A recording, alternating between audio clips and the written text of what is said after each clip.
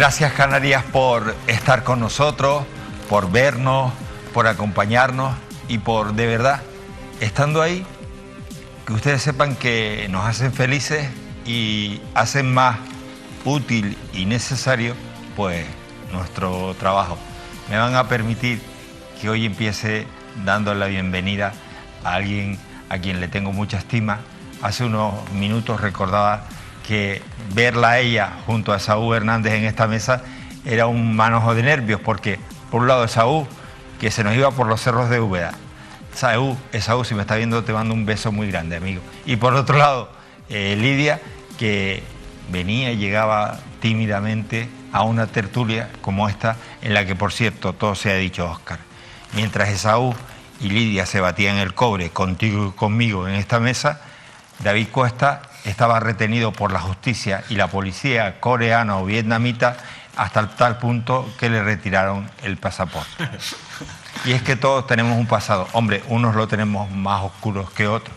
Pero Lidia, bienvenida, cielo. Buenas noches. Un beso muy fuerte. Gracias por estar con nosotros. A ustedes. Bueno, David Cuesta, ¿dónde te retuvieron? Me retuvieron en muchos sitios. No, pero en serio. No, a ver, dime, ¿en qué país te retuvieron? En algunos países tuve más problemas para cruzar la frontera porque es más complicado, Pero por ejemplo. ¿el problema del pasaporte dónde fue? No tuve ningún problema. No, ¿tuviste un problema con la policía en algún lado? Bueno, el problema con la policía en esos países es normal porque la policía suele estar vigilando mucho sobre todo los puestos fronterizos, pero no tuve ningún problema. Me costó entrar a China en su momento, bueno, porque China es un país que para el que entrar es complicado. Tuve que engañar un poco a las autoridades chinas porque si les hubiera dicho que soy periodista probablemente no hubiera pasado el filtro. ¿Tú crees que a lo mejor lo soñé, David? Pues puede ser que lo soñara, Un viaje terrible, que además parece que fue ayer, hace un par de años, ¿no? No, hace un par de años que... Yo no sé qué fue más difícil. Hace 5 años, parece que fue ayer. Yo recuerdo incluso que estuve con David el día anterior de marcharse de viaje. No, además, puedo recordarte, porque la gente sabe cómo soy yo. Y yo, ¿para qué voy a estar con bobería? Esto me lo hizo el año previo a las elecciones. O sea, sí, claro. No, quedaba. Yo volví quedando un año para las elecciones. Sí. Claro. Él se piensa que uno es tonto. Junio, que me haya dado un ictus, David, no significa que sea torrente. Por Dios. Se fue que él quería un poco reflexionar, limpiarse, meditar. No sé si fue peor que se retirara que luego la vuelta, pero... Pues ya estoy al límite otra vez, o sea... Ay, pues vas a tener que esperar, Nino, porque esta vez, por mucho que te acompañe a ti, el derecho laboral te aseguro que lo voy a pelear. Óscar, David, la semana pasada, y se lo comunico a Lidia, me dice la gente que se lo pasó muy bien con nosotros, porque no solamente se informaron de muchas cosas que pasa aquí en Canarias, sino que además se rieron. Y eso, pues además a nosotros nos hace felices.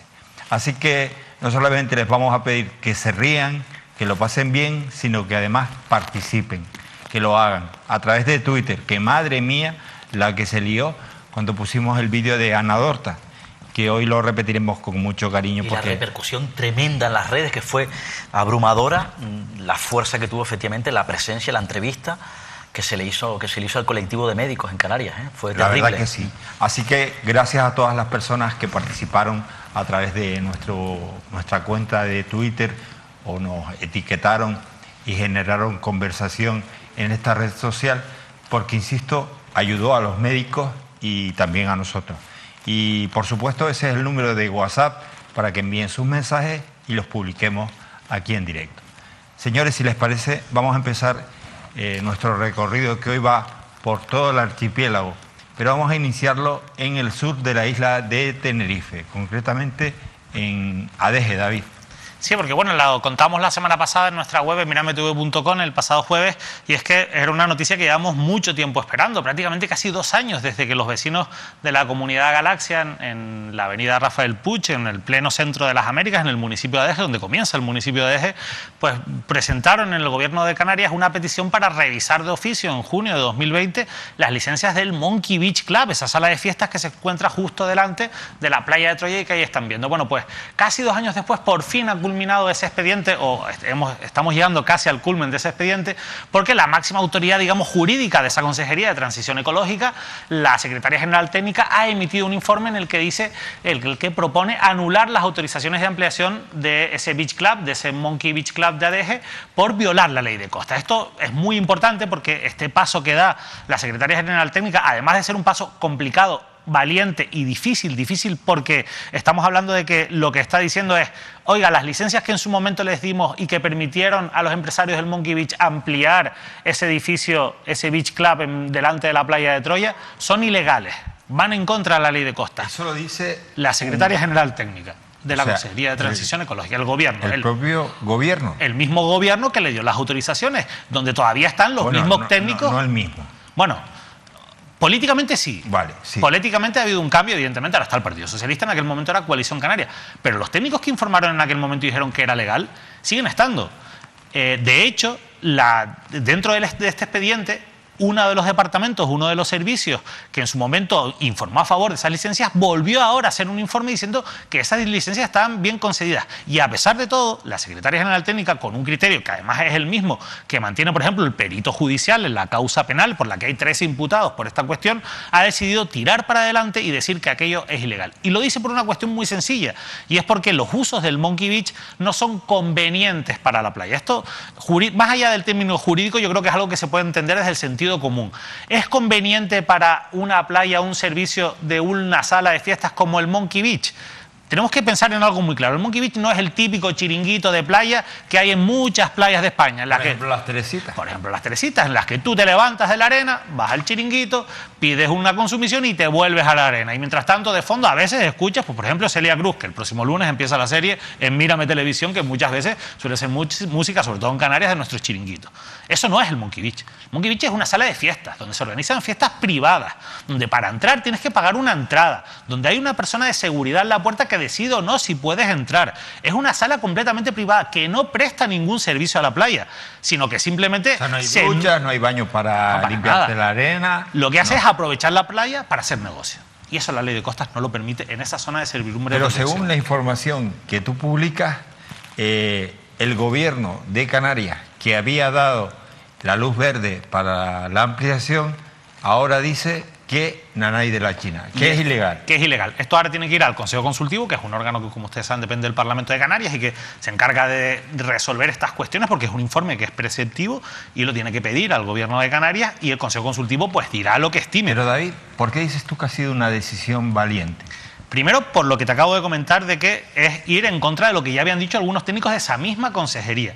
Segundo, porque el propio Gobierno de Canarias defiende a Jesús Romero, el que era anterior viceconsejero del Gobierno de Canarias, que es de Coalición Canaria. Jesús Romero, una persona de la ATI, de Santa Cruz de Tenerife, una persona de Coalición Canaria desde hace muchos años y muy vinculado al urbanismo. Y su abogado, quien le defiende jurídicamente, es el Gobierno de Canarias porque así lo pidió él y porque legalmente tiene ese derecho, pero es muy llamativo, porque lo defiende en la causa penal donde está imputado. Y la otra cuestión es porque, ojo, porque yo he sido muy crítico, y tengo que decirlo, con José Antonio Balbuena, con este tema muchas veces, porque se ha tardado muchísimo. Insisto, esto no debería haber durado casi 2 años, este retraso, un poco esperando a ver qué pasaba en la causa penal. A mí me ha llamado mucho la atención. Durante meses no se movió un papel, y eso está en el propio expediente y se puede ver, pero la realidad también es que lo que está haciendo la consejería José Antonio Balbuena es muy complicado, porque entre las personas investigadas está el alcalde de Adeje, José Miguel Rodríguez Fraga, varios concejales, de aquel momento del Ayuntamiento de Adeje y una directora insular del Cabildo de Tenerife como es Hermitas Moreira, que era concejal de urbanismo en aquel momento. Entonces, políticamente es una decisión complicada para el Partido Socialista, para en este caso el departamento, la consejería de José Antonio Balbuena, pero al final es una decisión que se tiene que tomar en base a cuestiones técnicas, y esas cuestiones técnicas, insisto, en este informe tan importante de la Secretaría, quedan claras. Esas licencias no se tenían que haber dado, van contra la ley de costas, y esto ahora abre pues una fase importantísima en la vía administrativa, pero ojo a la vía penal, que también está terminando. Jesús Romero, por cierto, ha tenido que ir a declarar por segunda vez, una vez que se ha presentado ese informe pericial, y esto va camino, sinceramente, de una causa penal que probablemente acabe en un juicio y con un expediente administrativo que probablemente acabe con el derribo de esa obra ilegal. David, corrígeme si me equivoco, no es la primera vez que vemos a Balbuena dar un paso al frente, porque en asuntos que también son un poco peliagudos, el tío se ha mantenido y ha dado el paso, que además lo que se le pide es ser responsable. Como el Hotel de la Tejita. Exacto, por eso lo decía, que no es la primera vez. Efectivamente. ¿Y qué puede suponer la decisión de la secretaria?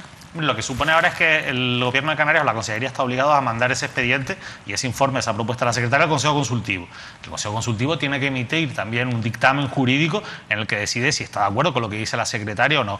Si está de acuerdo con lo que dice la secretaria, que es lo mismo que también ha dicho el perito judicial, pues el Gobierno de Canarias tiene que anular esas licencias y entramos después en una fase en la que hay que restaurar la legalidad perturbada, lo que viene a ser derribar ese edificio. Mucha gente me ha preguntado, o esa obra de ampliación, recordemos que antes ya había ahí una construcción mucho más pequeñita que lo que hay ahora.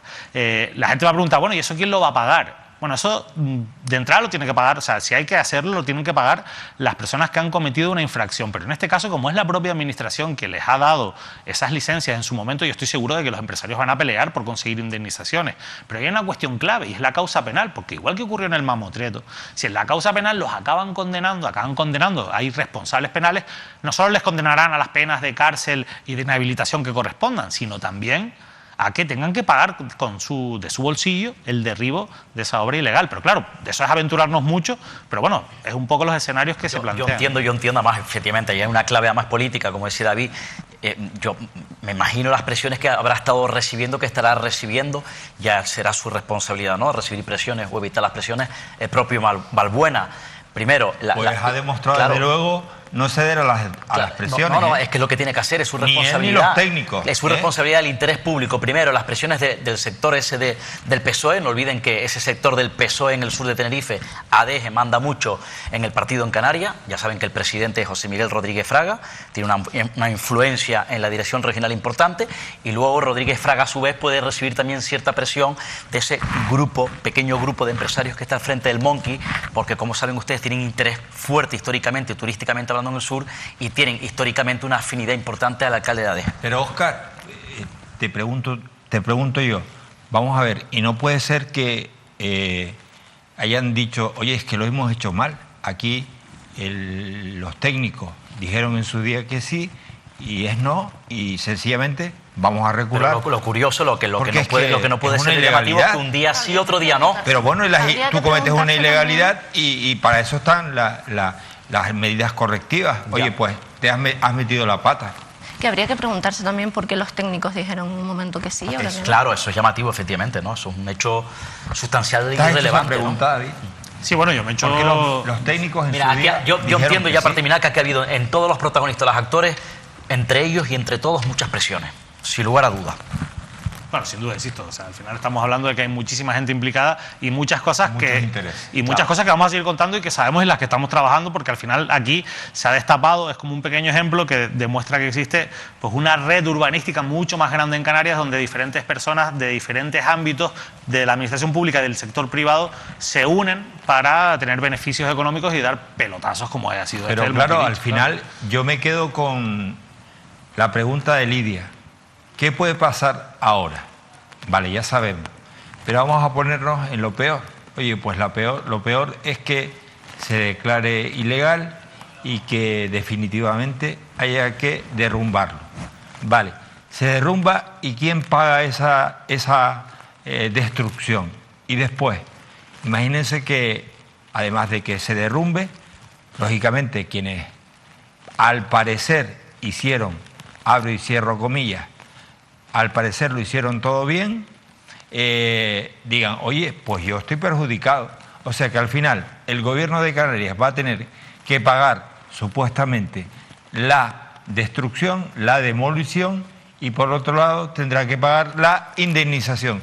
Aquí al final, desde luego, los que no van a perder, al parecer, van a ser los del entro y cierro comillas. De todas formas, aquí, por cierto, no solo el Gobierno de Canarias, o sea, está investigado, insisto, el Ayuntamiento de Eje y también la demarcación provincial de Costas, que nunca lo había estado hasta ahora. O sea, ver a los técnicos, por algunos motivos sí, por ejemplo, por el caso de los guíos, en su momento estuvo la ahora presidente de la autoridad portuaria, que fue absuelto también, como el resto de acusados, que finalmente fueron absueltos por aquel derrumbe trágico. El técnico de Costas. Pero en temas urbanísticos, Costas siempre ha escapado, y aquí está la jefa de Costas, Teresa Sánchez Clavero, está siendo investigada, está siendo investigado el jefe el funcionario, jefe de servicio de la demarcación provincial también, y claro, del dominio público marítimo terrestre, y claro, son cuestiones que están poniendo... Repetimos las personas, David, que están siendo investigadas ya en la parte penal, ¿vale?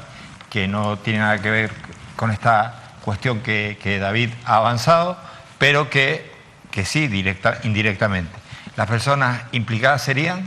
Bueno, principalmente imputadas. Jesús Romero, que es el ex viceconsejero de Política Territorial del Gobierno de Canarias, una persona ¿Qué es este señor? que lo estamos viendo aquí, hablando por el micrófono, sí, una persona vinculada al urbanismo, muy conocedor de todo, que da dos autorizaciones, firma dos autorizaciones, una primera en 2017 y otra ampliación de modificación del primer proyecto de 2019, y está siendo investigado, pero no es el único.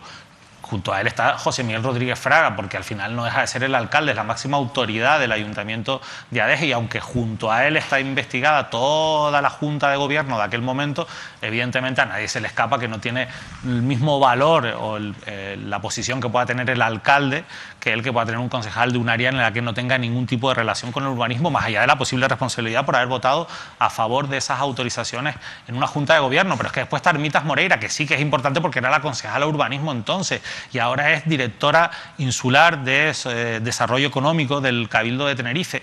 Y ella, que en aquel momento tomó esta decisión como concejala de urbanismo, fue después destituida o cambiada de área, recuerdo, después de todo el escándalo del Monkey, y finalmente en las pasadas elecciones no fue con Rodríguez Fraga en la lista, sino que fue con Pedro Martín la lista del Cabildo. A mí me parecen hechos significativos. Yo creo que no fue una lista del Cabildo, sino directamente ya de un puesto de director insular. Es verdad, no fue la lista de designación, efectivamente. No fue la lista del Cabildo, sino fue de libre... Tienes razón, Oscar, gracias. Fue de libre designación colocada como director insular, ¿no? En todos esos nombramientos que hizo en su momento Pedro Martín, o el Cabildo. Igual que la jefa de gabinete Pedro Martín, que también viene de la mano de Rodríguez Fraga, Adeje Sur de Tenerife. Evidentemente. Pero bueno, es una de las investigadas. También Teresa Sánchez, la jefa de Costas Provincial, y una serie de funcionarios, bastantes funcionarios, hasta 13 personas, insisto, que están siendo investigadas por estos hechos. Mucha gente importante y, insisto, afectando a prácticamente todas las administraciones que tienen algo que decir sobre cómo se ordena nuestro territorio, ¿no? Seguimos hablando de Costas y seguimos hablando de Adeje, porque Armeñime, o la zona de La Caleta, que por cierto es un espacio declarado sitio de interés científico por su relevancia paisajística, de flora y también de fauna, pues está en los últimos días en el candelero porque se ha creado o se quiere desarrollar un complejo de lujo en esa zona. Bueno, pues lo cierto es que este fin de semana ha habido tremenda movida en Adeje, porque hasta allí se han ido un montón de personas a decir que no van a permitir que en este lugar se desarrolle un complejo urbanístico, David. Sí, la verdad es que, bueno, imágenes del pasado sábado. Nosotros en su momento, esto es un proyecto con las intenciones políticas que ya vienen desde 2014, cuando se presentó pues ese plan, que incluso se llegó a presentar con los vecinos por el propio Rodríguez Fraga, ese plan de desarrollo del puertito de Adeje, ¿no? El puertito de la localidad de Armeñime. Y la verdad es que de aquel proyecto de 2014 al de ahora, pues por lo que he estado comprobando, ha habido cambios. También es verdad que no he podido ver en profundidad, y me gustaría poder hacerlo, el expediente y con calma, urbanístico y demás, de este nuevo proyecto, y ver en qué fase se encuentra. Pero sí que es verdad que desde aquel momento en el que hubo una pequeña contestación, recuerdo aquel proyecto que se presentó en 2014, nosotros entrevistamos a Rodríguez Fraga aquí en 2015, todavía fíjense, no sabía lo del Monkey era un proyecto, entrevistamos a Rodríguez Fraga aquí en 2015 y le preguntamos ya por ese proyecto de desarrollo para el puertito de, fíjense ya los años que han pasado, ¿no? Y me acuerdo que él defendía que era un proyecto muy sostenible y que iba a ser bueno y demás, ¿no? La realidad es que ese proyecto se ha reactivado ahora después de un silencio en el que, bueno, pues todos por un motivo o por otro nos habíamos olvidado, y se ha reactivado ya con el inicio ya de las obras, ¿no? Y claro, ¿eso qué quiere decir? Que pues durante este tiempo pues probablemente la promotora y las administraciones han estado pues dando curso a ese expediente administrativo, y probablemente, que no lo sé, hay que mirarlo, pues la empresa ya cuente con todos los permisos para poder iniciar esos trabajos, ¿no? De hecho, hay un momento que es clave, que es cuando el día en que comienzan las obras, pues van las administraciones ahí a poner lo que se llama la primera piedra, y no solo están los representantes del ayuntamiento, de la empresa, sino también hay fotos de eso. Del Cabildo de Tenerife, sí, hay fotos de eso. ¿Quiénes acudieron, Lidia? ¿Quiénes acudieron a la foto? Ahí la tienes. No, eso es una asamblea, ya acudieron, fue el pasado sábado, fue convocada. Pero me refiero a esta foto, esto es lo de la primera piedra. Ah, vale, perfecto. Ahí estaba Berta Pérez, que es la que están viendo, que es vicepresidenta segunda del Cabildo de Tenerife. Y supongo que estará Rodríguez Fraga, la verdad es que aquí no veo bien la foto, pero bueno, sí que es verdad que hay... Esa sería la puesta de la primera piedra, ¿no? Efectivamente, el inicio y de las obras. Sería una especie de maqueta de cómo sería el complejo que ahí Macroproyecto urbanístico. iría ubicado. Macroproyecto urbanístico, lo califican así. Sí. Sí. Como una especie de una ciudad, ¿no? Ciudad amiga amiga de de poblado, No, pero si ya Amiga tenemos para un quién. montón de... invasión terrible ahí en la costa, en una costa tan sensible como Lidia, esa. amiga para quién. Yo auguro que esto va a ser también un frente y va a ser un objetivo político en los programas electorales y en boca de los candidatos y candidatas de cara a 2023, ¿eh? Como algunos proyectos sensibles que movilizó a la sociedad tinerfeña. Lo Para digo porque hay que defenderlo. estar atento a este tema, ¿eh? Para defenderlo. No, en no, para contra. defenderlo habrá quien los defienda y quienes están en contra. Y hay voces ya que están defendiendo el proyecto. Hay algunas voces en el Cabildo, como el presidente del Cabildo, Pedro Martín, y sus responsables que, bueno, en cierta medida parece que hay contradicción porque pueden cambiar incluso el discurso, porque evidentemente si hay autorización se lo dan como parece que se lo trasladaron al propio complejo hotelero, los promotores. También dice que van a volver, si no me equivoco, han dicho que van a volver a revisar el expediente. Quiere decir, por tanto, da la sensación que no lo revisaron bien o que hubo dudas cuando lo revisaron. Hay algunos ya, como el Partido Popular, que están apostando firmemente por el desarrollo del sur y por este proyecto turístico. Insisto, que habrá movilizaciones, habrá contestación social y habrá discurso, unos a favor y otros en contra, en las voces de los dirigentes políticos de cara a 2023, como ha ocurrido con Fonsalía, como ocurrió con el puerto de Granadilla, como ocurrió con Vilaflor. Insisto, habrá debate largo mientras en otras islas, como dicen algunos, siguen creciendo, siguen potenciando infraestructura y siguen avanzando en el desarrollo de la isla, como se refieren algunos con respecto a Gran Canaria. También es cierto que hay como una contestación bastante fuerte por parte de la Esto ha sido ciudadanía. Sí, fulminante. efectivamente. Bueno, Sí, los sí. otros días se reunieron más de un centenar de personas. Sí, sí. Ya acudió a salvar la Tejita, que está tumbando el hotel de la Tejita, y también Atán, ojo con Atán, que tiene mucha experiencia en este tipo de proyectos, ¿eh? De hecho, ya salió, hacía tiempo que no lo veía, por ejemplo, Eustaquio Villalba, el portavoz de Atán, ha estado efectivamente en esa Y principalmente, en esa movilización, ¿eh? Lidia, David, ¿cuáles son los motivos en contra? Me refiero. Hombre, Evidentemente hay muchos, pero ¿cuáles son los biológicos, los medioambientales? ¿Cuáles serían las razones más de peso para decir no a este asunto? Hombre, yo creo que generar un impacto y construir ya no solamente un hotel, ¿no? Sino, como decía Óscar, pues un macroproyecto con viviendas de lujo en un sitio pues que es natural. Yo creo que eso ya genera un impacto en el territorio y además es que no sé hasta qué punto podemos llegar en Tenerife a seguir construyendo hoteles por todos los espacios Una libres. cosa tan sensible como esa, ¿no? Sí. Adrián Flores, que estuvo aquí, ambientólogo, decía en una entrevista, por cierto, vamos a seguir tratando este asunto en el espacio de entrevistas, yo creo que es bueno profundizar, vamos a ver si podemos conseguir opiniones de todos los ámbitos sobre este asunto, pero decía Adrián Flores que afecta en parte a ese espacio natural protegido que tú comentabas de la Caleta, ese sitio de interés científico, y además, bueno, indirectamente afecta al ecosistema de muchas especies, ¿no?, que se desarrollan en esta zona. Es de las pocas zonas que quedan sin construir en el sur de Tenerife, hasta donde todavía no ha llegado el cemento, y genera sobre todo un modelo turístico que cuanto menos es cuestionable, ¿no? Porque al final estamos hablando de villas de lujo, o sea, probablemente, casi con toda seguridad, la mayoría de los ciudadanos no vamos a vivir allí, no vamos a pasar por allí, por esas villas, por esos resorts, por esas casas, esos apartamentos. Esto es algo para una gente muy exclusiva, que además probablemente sean extranjeros y turistas los que vengan aquí. Muy poca gente local, insisto, va a acceder a este tipo, y las que accederán serán gente privilegiada. Y eso lo que va a hacer es que esto se convierta en un lugar selecto donde ese pueblito del puertito de Armeñime que se encuentra allí, veremos qué va a ocurrir con ellos, porque más allá de las modificaciones urbanísticas que dejan la zona como una zona de uso comercial y demás, veremos qué ocurre con ellos, porque al final lo que suele ocurrir en estos casos es que evidentemente son expulsados por a través de diferentes vías, principalmente porque habrá inversores que quieran y paguen bastante bien por esas propiedades, y al final lo que aquí se va a convertir, insisto, en un sitio privado para determinadas personas, en las que lo que es ahora un sitio que es verdad que necesita, muchas mejoras, que ha sido abandonado, que allí había tortugas y que tuvieron que ser trasladadas por el impacto de nosotros, de los locales, que íbamos allí y no teníamos ningún cuidado. Bueno, pues imagínate ahora. Claro, pero el tema es, Manolo, pero el tema es que en su momento esto se ha ido dejando morir también por las administraciones, porque al final, insisto, de 2014 ha habido la idea de que un proyecto privado lo desarrollara. Pero esto, que insisto, ahora mismo cualquiera fin de semana que uno vaya allí, lo que se encuentra es a muchísima gente local disfrutando del mar, disfrutando de ese espacio tan bonito, El problema es que a partir de que esto se construya ya no va a haber gente local. De hecho, la propia empresa ha llegado a decir, lo comentaba también Adrián Flores el otro día, que ellos ofertan una playa privada. Entren, se puede entrar, esto lo puede comprobar cualquiera, en Cuna del Alma, que es como se llama el proyecto, está en la web del proyecto, y ahí te hablan de esa playa privada. Claro, al final, si tú lo construyes, claro, de tal manera que para llegar ahí, pues al final sea un acceso complicado, realmente se convierte en la práctica limitando en una playa privada. Por supuesto que ya por todo lo que aquí se ha dicho, me siento una preocupación enorme con respecto a este proyecto. Pero es que al final no es que tan solo que sea una cuestión de lujo para unos pocos, que lo es.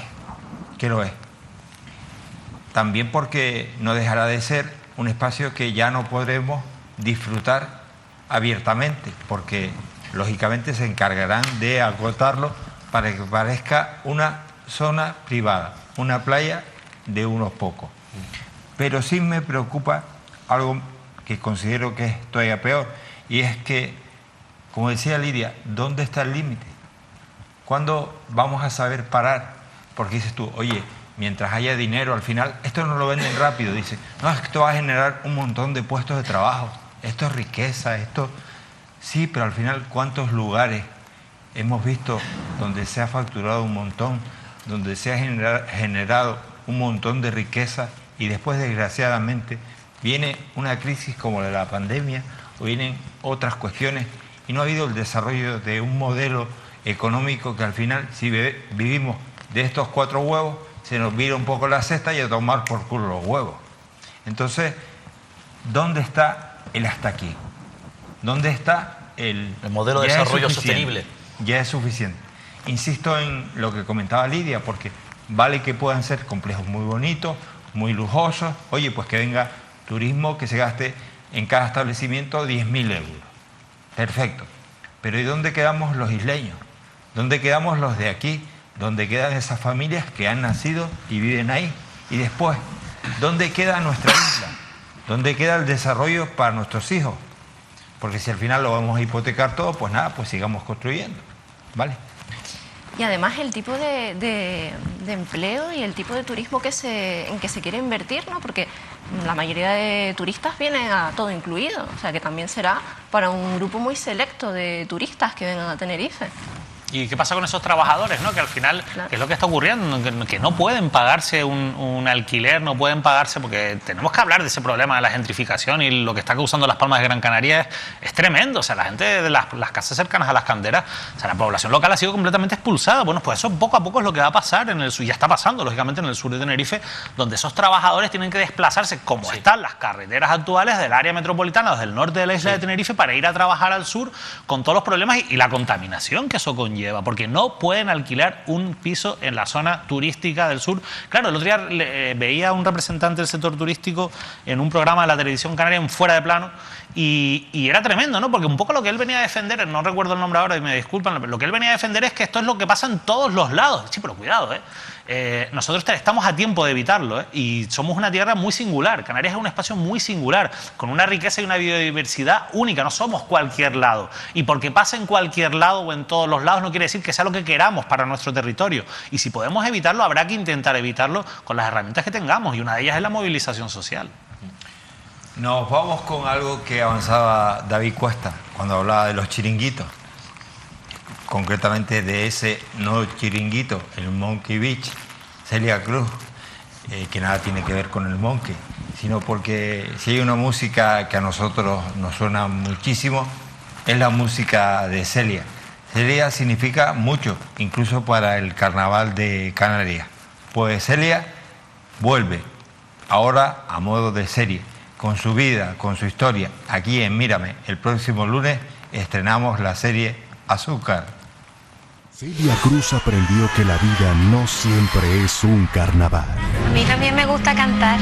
Celia. Te felicito, pero es que tú no cumples con los requisitos para el concurso. Te sientas mal, tú sabes que para este tipo de concurso no se aceptan mulatas, mira. Sé feliz. Y sigue eso maravilloso que tú tienes, que es tu corazón. Mañana será un día glorioso que quedará inscrito en los anales de la historia de Cuba. Usted y toda su orquesta tienen prohibida la entrada a la isla. ¿Cómo está? Yo no hablo con negras. Celia, ¿te voy a volver a ver o no? Llamaron de Cuba a dar una noticia sobre la señora Olguita. Se murió. Una historia de verdad, con mucho tumbao. Una mujer que se creció al dolor y descubrió que no hay que llorar, porque es más bello vivir cantando. Celia, la serie. Estreno el lunes 23 de mayo. El lunes, Celia, vivir cantando, así que a disfrutar aquí, en Mírame. La semana pasada, David Cuesta nos habló de las mascarillas y de la cantidad de dinero que se invirtió en mascarillas aquí en Canarias. David, tenemos nuevas informaciones. Sí, bueno, informaciones que ha publicado en exclusiva Canarias 7 y la verdad es que, nosotros el otro día hablábamos, fue la investigación que hicimos con medios propios de ese gasto en mascarillas por parte de los ayuntamientos, de los 4 principales ayuntamientos, principalmente de Las Palmas de Gran Canaria, Santa Cruz de Tenerife y de La Laguna, que es de lo que más datos hay publicados. Y la verdad es que encontrábamos cosas muy llamativas, pero nada que ver con lo que está contando Canarias 7, que estamos hablando de un asunto muy grave y que está poniendo en jaque un poco la gestión de la Consejería de Sanidad en esos primeros meses después de la declaración del estado de alerta, ¿no? Porque ahí ven el titular de Canarias 7, el caso de las mascarillas, denuncias cruzadas y 4 millones de euros perdidos. 4 millones de euros gastó 2 meses después, en el mes de mayo de que se declarara ese estado de alarma, la Consejería de Sanidad para comprar 1 millón de mascarillas a una empresa, RR7 United Social Limitada, una empresa de Las Palmas de Gran Canaria, que acabó presuntamente estafando al gobierno de Canarias, una empresa, como dice Óscar, dedicada al mundo de la automoción. O sea, una cosa similar a lo de Almeida en Madrid.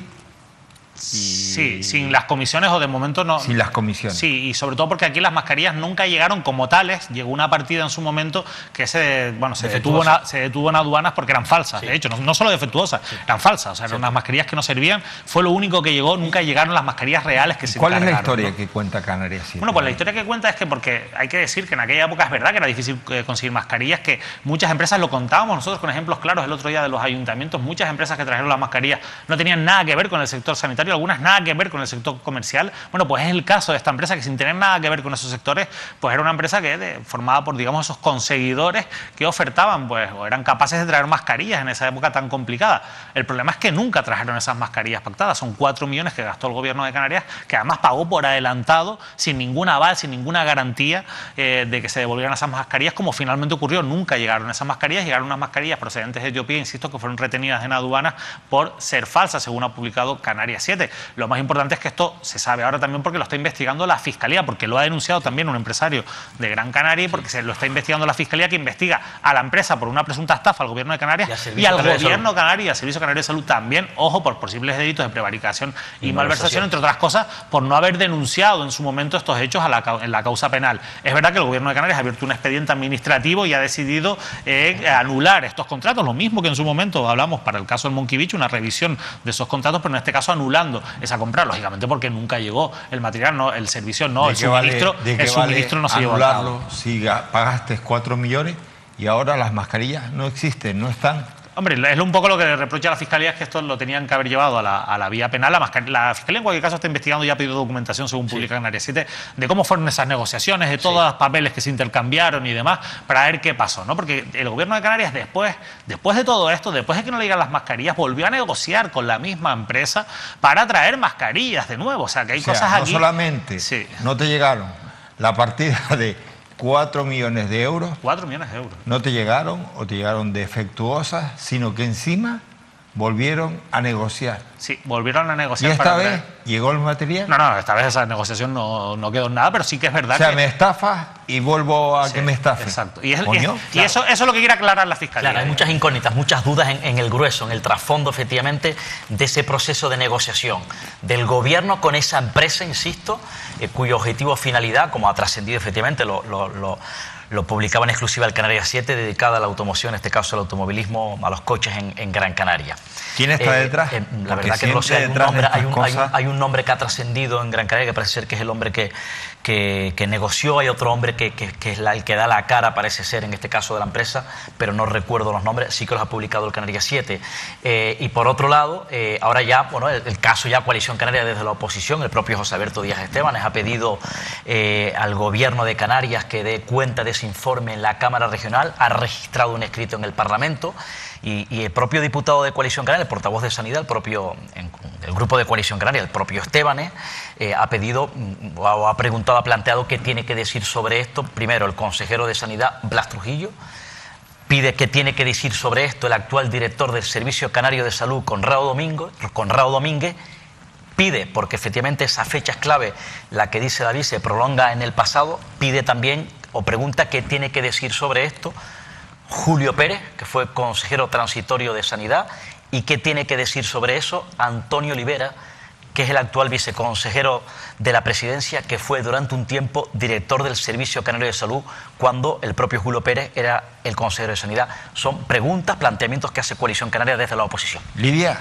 ahora vamos con las preguntas que nos hacemos nosotros, porque insisto, curioso, sí. Me estafas y por favor, ¿serías tan amable de estafarme de nuevo?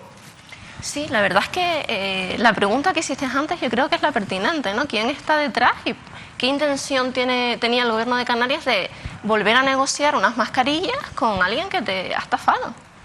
La verdad es que es bastante... Algo ha fallado en todo ese proceso. Hay algunas piezas que han fallado, que no cuadran. Hombre, si no la Fiscalía... Claro, y no por eso la Fiscalía Anticorrupción investiga a unos y a otros. ¿Y el gobierno está dando respuestas o la callada por respuesta? El gobierno ha hablado, evidentemente Julio Pérez como portavoz del gobierno en una rueda de prensa después del Consejo de Gobierno, ha hablado el propio Conrado Domínguez, coinciden en que van a llegar hasta el final a recuperar el último céntimo, insisto, hasta el fondo, y hablan también evidentemente que no descartan emprender acciones legales, acciones de todo tipo, incluso legales, acudiendo a los tribunales. Esa es la oposición de momento del gobierno autónomo. Legales contra la empresa. Sí. Que es curioso, ¿no? Porque ellos quieren recuperar ese dinero. Sería haber tomado esa decisión. Porque ellos se consideran efectivamente que han sido víctimas de una presunta estafa. Claro, pero tú eres víctima de una estafa y lógico sería denunciarlo una vez eres víctima, ¿no? No cuando te descubren. Ya, lo llamativo, efectivamente. No, lo llamativo es que la sociedad canaria, la opinión pública se ha enterado de esto gracias al Canarias 7. Pero esto no es nuevo, porque ya en su momento, hacía muchos años en Tindaya, en la isla de Fuerteventura, cuando salió todo el escándalo del caso Tindaya, la denuncia era también por estafa. Supuestamente el gobierno lo que decía es que la habían estafado, en este caso Rafael Vitini, el dueño de la montaña y de la zona de extracción, ¿no? Y al final, mina, ¿no? Claro, lo que concluyó sí, donde querían hacer aquel megaproyecto y demás, ¿no? Que en su día contamos en Despierto. Lo que concluyó el juzgado es que no, a ver, aquí no puede haber estafa porque tú has sido parte de la estafa en todo caso, ¿sabes? Lo que tendría que haber denunciado el gobierno de Canarias era otro tipo de prácticas, ¿no? Porque al final, ojo que aquí, si tú al final eras conocedor de todo, no te importó y demás, pues no te han estafado. O sea, cuando te han estafado, cuando te han generado, pues lógicamente, que es lo que comentaba Lidia. Creo que la pregunta de Lidia, que es la misma que nos estaremos haciendo en nuestras casas, dice, ya va 2 años, te viniste a enterar ahora de que te estafaron y porque lo publica un medio. Bueno, vamos a ver cómo acaba, la verdad. Bueno, miren, les invito a que no se pierdan este momento. Y otros más interesados en hacer politiqueo, incluso si eso, pues lo que lleva consigo es tener que cambiarse de chaqueta, tener que cambiarse de partido, como ha hecho usted misma, señora Espino. Mitad de legislatura donde digo 10 discursos vacíos, politiqueo y poca propuesta, mucha cara dura. Eso sí, Coalición Canaria llevaba 26 años, ni más ni menos, lo digo porque es su partido, entonces me refiero a Coalición Canaria porque usted forma parte de él.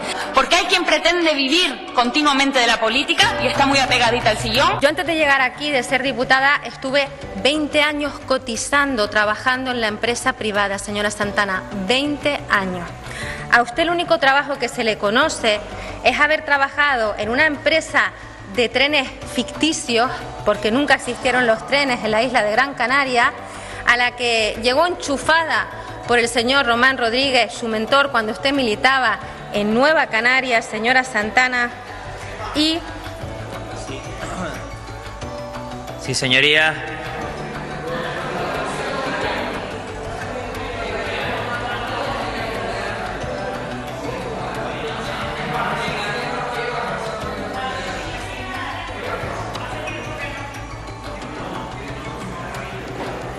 Muchas gracias, señorías. Señorías, muchas gracias. Muchas gracias, les ruego silencio. Señorías, les ruego silencio. Señorías, yo creo que las alusiones, sinceramente, no quiero intervenir ni interrumpir las intervenciones. Yo creo que en este Parlamento solemos... Les ruego silencio. Bueno, Noemí Santana llamó a Vidina tránsfuga y Vidina llamó a Noemí Santana enchufada. Vamos a verlo de nuevo.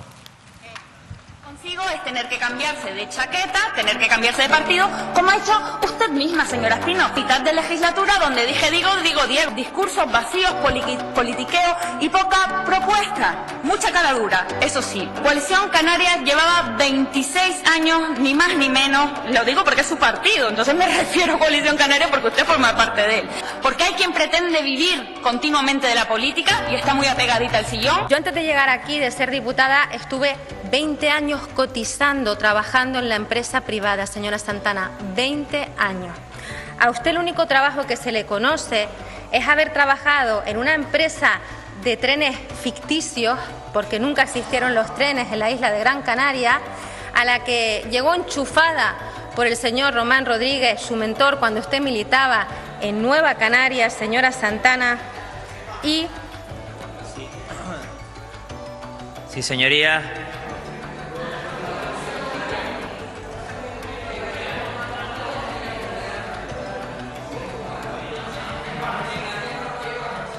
Bueno, pues ese fue el momento y ahora quiero hacer la reflexión a Óscar o escuchar a Lidia y a David.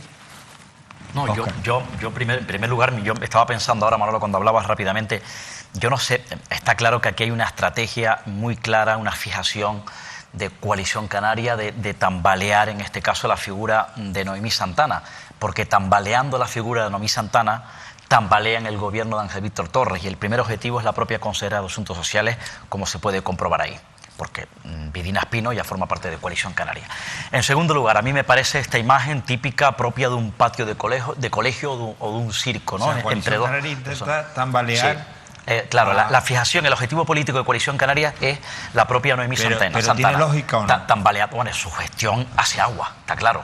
Pero tambaleando la figura políticamente hablando de Noemí Santana, podrían tambalear el pacto en Canarias, por tanto, Ángel Víctor Torres, Partido Socialista.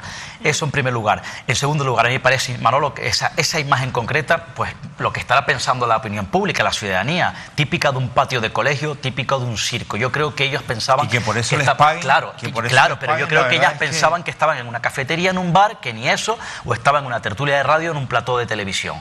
Y por tanto, lo más grave, lo más preocupante es que esa imagen, nada más con asuntos personales impropios de una Cámara Regional, denigra una institución democrática, una institución tan importante como es el Parlamento de Canarias.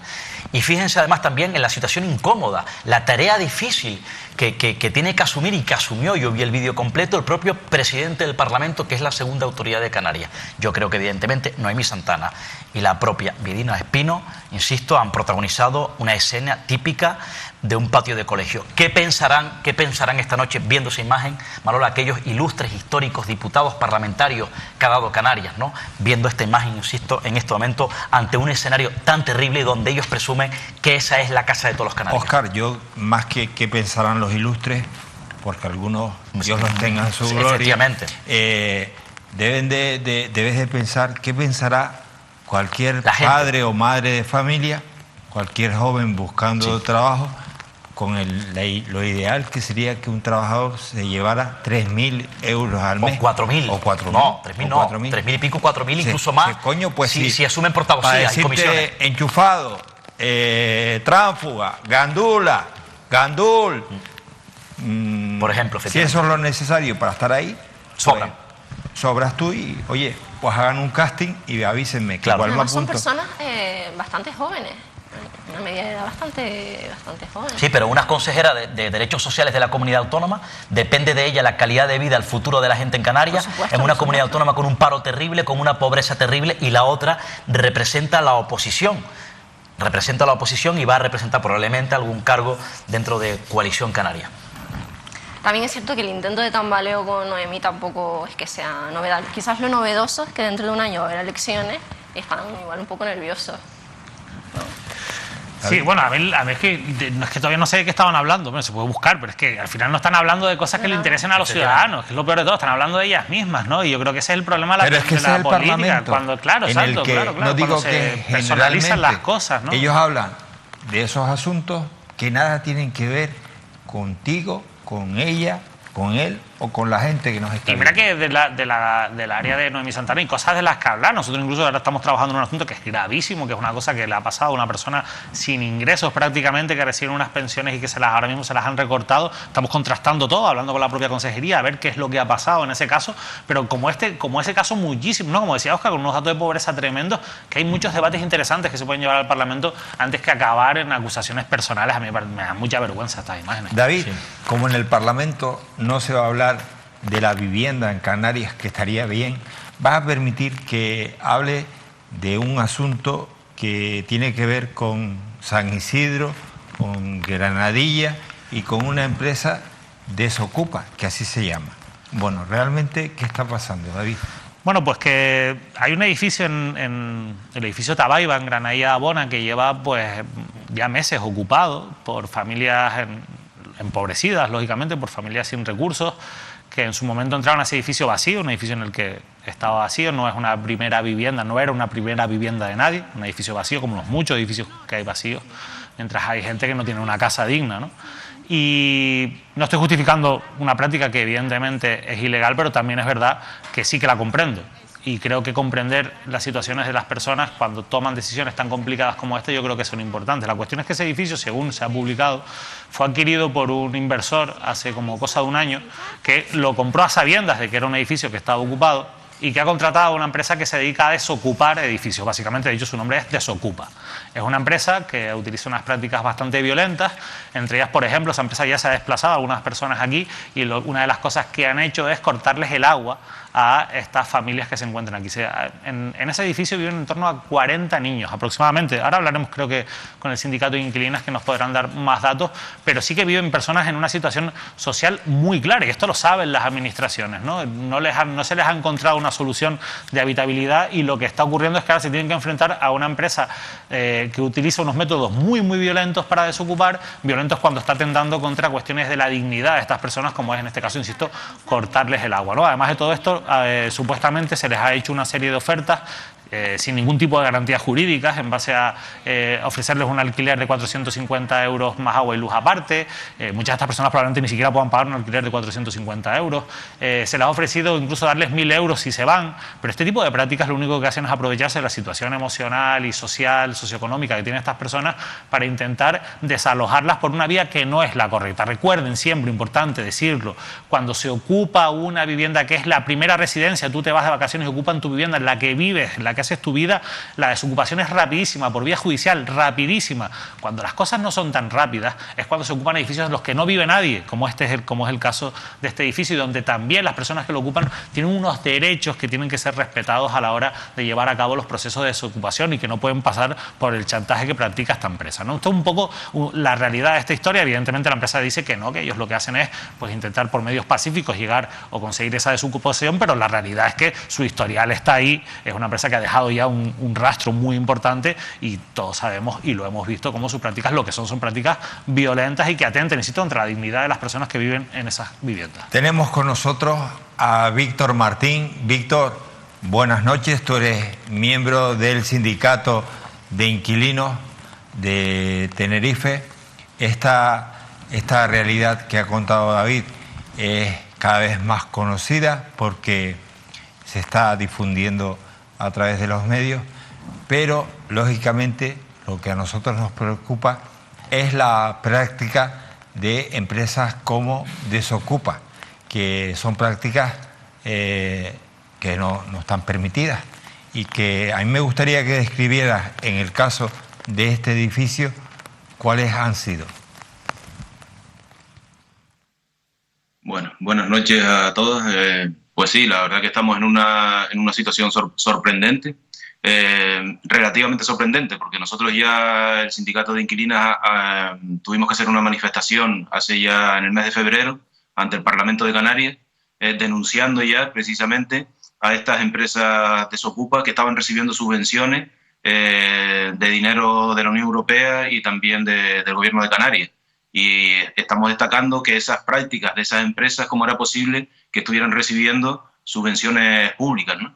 Y al poco tiempo ha surgido esta situación en un edificio, como comentaba el compañero, ¿no? Un edificio que llevaba ocupado más de 10 años, y llega esta empresa a las 6 de la mañana, arrancando puertas de los portales, sin ningún tipo de orden, ni judicial ni del ayuntamiento. Los vecinos soliviantados, así sorprendidos por una práctica de este tipo, suben a la azotea, cortan los accesos del agua, las tuberías, derraman el agua de los bidones, y todo eso en un contexto en connivencia con las autoridades que se presentaron en la zona, tanto Guardia Civil como Policía Local, diciendo que ellos tenían un supuesto permiso para poder hacer esas cosas porque decían que peligraba el edificio por el peso del agua que había en la zona, ¿no? Entonces, bueno, si eso fuera así, desde luego hay otros métodos que no llegar a las 6 de la mañana y hacer esas prácticas en un edificio que existen prácticamente 40 niños. Yo quisiera que fueran un día por la mañana antes del colegio para que vean que parece saliendo los niños hacia el colegio, y prácticamente todas las familias tienen 1 o 2 o 3 niños menores que se han visto también enormemente perjudicados por una situación que ellos desconocían. Hay niños que han nacido en ese edificio, que llevan viviendo más de una década ahí, que viven en ese edificio y que se han visto de repente en esta situación violenta, de coacciones, de amenazas, con unas prácticas, digamos, que están fuera de la ley, pero la empresa está actuando de esta manera y lo sigue haciendo sin que nadie por el momento pare esa agresividad que está fuera de toda consideración, digamos, de lo que los vecinos están reclamando. Es decir, que ellos saben que están ocupando una vivienda que no es suya, pero están buscando una solución para eso. Pero desde luego con ese tipo de prácticas es donde no se puede seguir adelante, ¿no? David, tú eres portavoz Víctor, de un sindicato de inquilinos. ¿Es este el único caso en el que Desocupa actúa de esta forma? No, ellos tienen una práctica, es una empresa que lleva actuando ya algunos años y han tenido varias prácticas violentas, y han tenido ya más de una denuncia por ese tipo de prácticas que no suponen una agresión física y psíquica también para los vecinos, para que los vecinos lleguen a un acuerdo con ellos de alguna manera, o si no es así, a hacer como hicieron el otro día, que establecieron unas puertas antiocupa en la azotea para que los vecinos no pudieran acceder a la azotea, o quitar el agua, o como iban a hacer en la tarde de ese día que actuaron, forzando las puertas de los garajes para también poner puertas desocupa, o quitar las placas fotovoltaicas, porque los vecinos no tienen acceso a la red de suministro eléctrico y han logrado abastecerse a través de placas fotovoltaicas. Pues esto también querían hacerlo. Es decir, la práctica es dejarlos sin agua, dejarlos sin luz, dejarlos sin acceso a determinadas partes del edificio para que se atengan a negociar. Es decir, eso es una clara forma de extorsión y de prácticas violentas y agresivas que no se pueden permitir, desde luego, ¿no? Hay otras maneras, en todo caso, si el propietario quiere recuperar su vivienda. Ustedes y los vecinos, ante esta situación, ¿qué han hecho? Bueno, nosotros nos llegó la noticia de que estaba ocurriendo porque fue totalmente sorprendente. Es decir, los vecinos prácticamente no había habido constancia de que eso estuviera haciendo. Es verdad que los vecinos habían visto en los días anteriores que ya habían puesto habían estado por allí poniendo palillos en las cerraduras. O sea, tenían unas prácticas que son totalmente mafiosas, ¿no?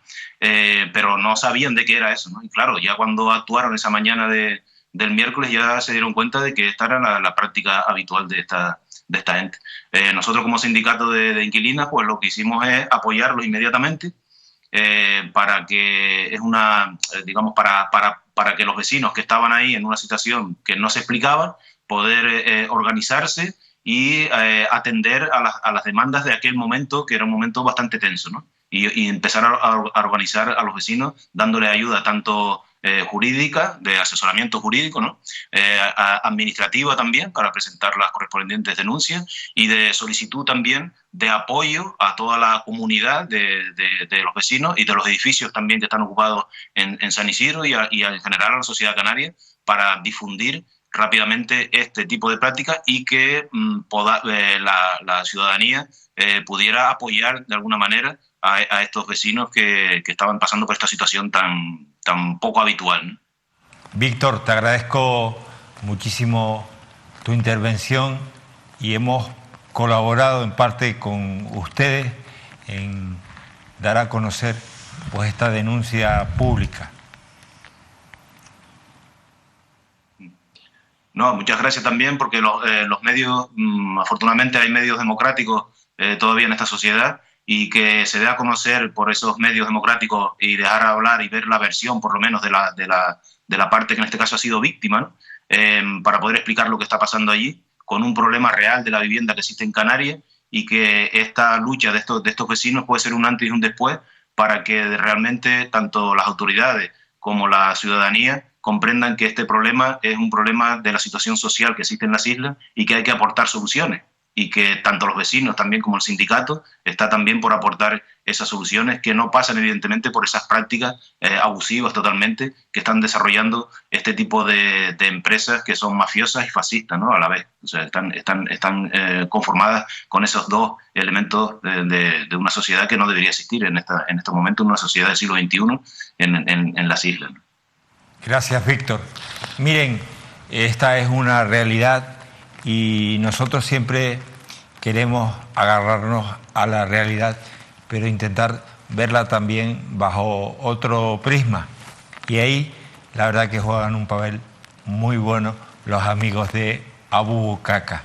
Lo digo porque para esta ocasión, para entender un poquito más la desocupación, nos vamos con el Desocupa de Abu Bucaca. Tío, tengo un problema con el coche, es que no me arranca, no sé qué. Llama a Desocupa, lo arreglan todo. ¿Sí? ¡Venga! ¡Arranca! ¡Venga, que arranque! ¿No vas a caminar o qué? ¡Venga, arranca! ¡Venga, pero venga ya! ¡Venga, venga! ¡Venga, que arranque! ¡Joder! O sea, 2x más 4 igual a 16. Joder, tío, es que no puedo resolver este problema. A ver, no te preocupes, lo que tienes que hacer es llamar a Desocupa. Ellos lo arreglan todo. ¿En serio? ¿Que sí? ¿Qué pasa aquí? ¿Qué es esto?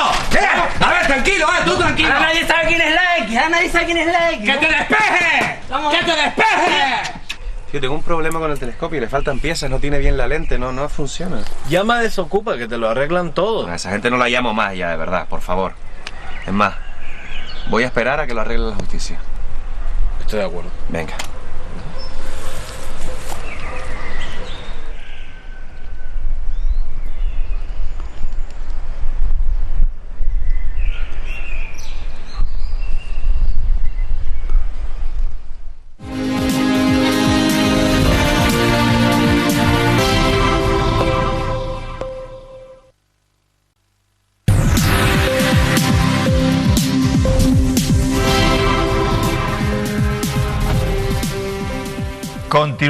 Continuamos con la actualidad. Y la actualidad, señoras y señores, nos lleva hasta la isla de La Palma, Óscar. Sí, efectivamente, bueno, ya saben que en este caso tiene que ver con ese nuevo trazado, polémico nuevo trazado de la villa y puerto de Tazacorte, en este caso a Puerto Naos, que es la costa del municipio de Los Llanos de Aridane. Es un trazado nuevo que fue aprobado de urgencia, de emergencia, en este caso, bueno, y con la contestación de ciertos colectivos de vecinos que están en contra de ese nuevo trazado, que dicen que todo lo contrario, lo que no hace es favorecer al Valle de Aridane, en este caso al sector agrícola, al sector primario, sino todo lo contrario. Saben que, bueno, en la semana pasada, Más Canarias, una formación que saben está asociada a Más País, que es la formación política que lidera Íñigo Errejón en este ámbito nacional, anunció una denuncia, un escrito que trasladaron a la Fiscalía Anticorrupción en Madrid, la capital de España,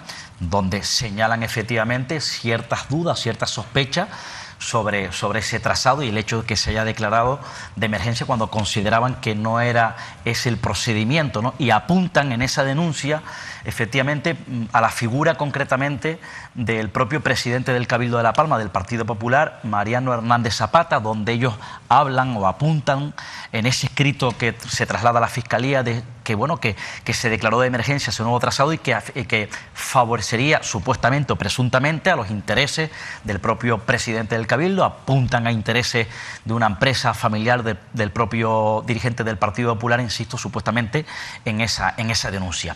Bueno, ya saben evidentemente que trascendió y bueno, el propio presidente del Cabildo, Mariano Hernández Zapata, ha mantenido silencio sobre este asunto. Yo ayer tuve la oportunidad, hasta ayer sí, efectivamente, en la radio, sí, ayer tuve la oportunidad de entrevistarlo en La Brújula, en Onda Cero, para toda Canarias, al propio Mariano Hernández Zapata, sobre este asunto, para preguntarle y plantearle cuestiones sobre esa denuncia para despejar dudas, ¿no?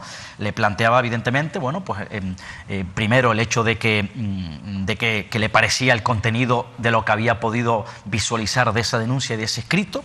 Me decía textualmente, insisto, en esa entrevista en Onda Cero, que se había quedado sorprendido, que ante tal disparate, decía en este caso concretamente, y bueno, que iban a rechazar desde la institución cualquier manipulación, en este caso en referencia a esa denuncia, que tratase de desviar la atención de los verdaderos problemas de los palmeros tras la erupción del volcán. Insisto, si les parece, escuchamos, repito, esas declaraciones ayer en Onda Cero.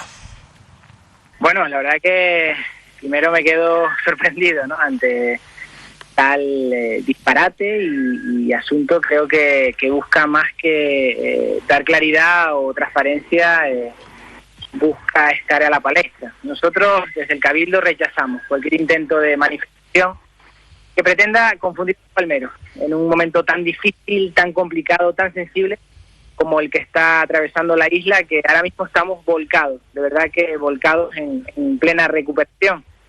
Para el equipo de gobierno insular, para también mis consejeros que me apoyan del Cabildo Insular de La Palma, es una prioridad seguir trabajando conjuntamente con todas y cada una de las instituciones en el clima que hemos demostrado de consenso y unidad que ha marcado todos estos meses, de volcán y de posvolcán, y creo que ha sido la mayor tragedia de la historia reciente de nuestro país incluso.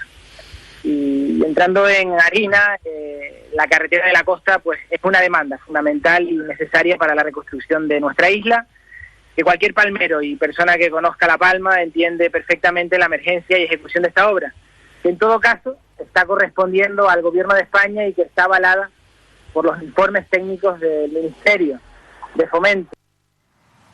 Bueno, también esa era la explicación, era su parecer en principio a esa denuncia en general. Yo le planteaba directamente en esa entrevista ayer por la tarde al propio Hernández Zapata si era cierto, directamente se lo preguntaba, tal y como denuncian en ese escrito ante la Fiscalía Anticorrupción Más Canarias, si era cierto que él o su familia tenía, insisto, supuestamente, según esa denuncia, intereses particulares, intereses urbanísticos inmobiliarios en ese trazado, insisto, ese nuevo trazado de carretera en el Valle de Aridane, y decía textualmente de manera rotunda que ninguno.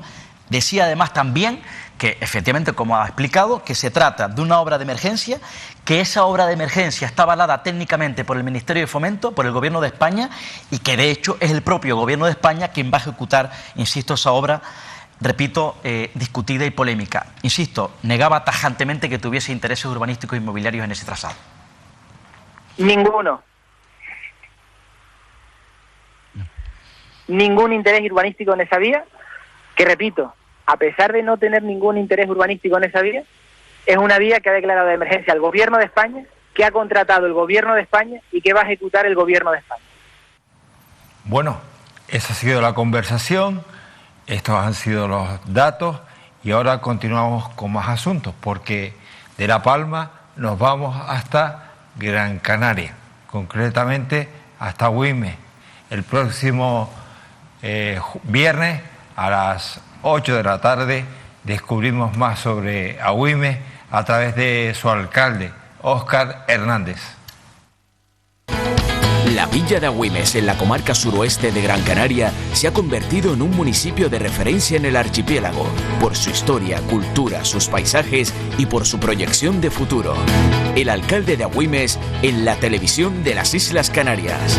Hola, soy Óscar Hernández, alcalde del municipio de Agüimes, en el sureste de la isla de Gran Canaria, y les invito a conocer la realidad, la actualidad de mi municipio a través de Mírame TV. Óscar Hernández responde en la entrevista de Lidia Arias, este viernes a las 8 de la noche en Mírame Canarias.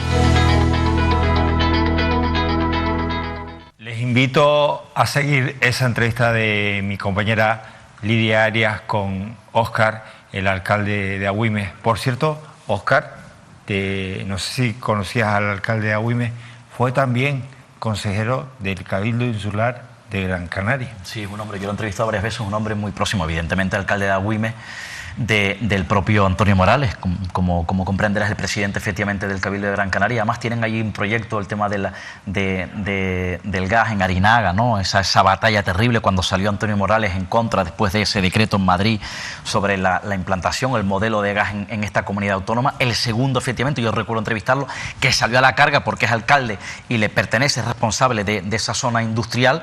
Evidentemente se alineó completamente con el propio Antonio Morales y fue evidentemente a la carga. Dijo que mientras él sea alcalde, en cuanto a ese modelo de gas, no habrá ningún movimiento y estarían dispuestos a acudir a los tribunales, sobre todo en esa zona industrial de Arinaga. Es un nombre efectivamente de Antonio Morales. Hay gente que estamos descubriendo en nuestro recorrido por Canarias, con gente como Óscar, el alcalde de Agüimes, sí, o Teodoro, el alcalde Sosa, el alcalde de Galdar, que es consejero de Cabildo. También, que de verdad sorprende la juventud y la forma tan peculiar e interesante de ver y de hacer política. Lo digo muy agarrada a los asuntos sociales, a los más vulnerables, a la gente más débil, ¿no?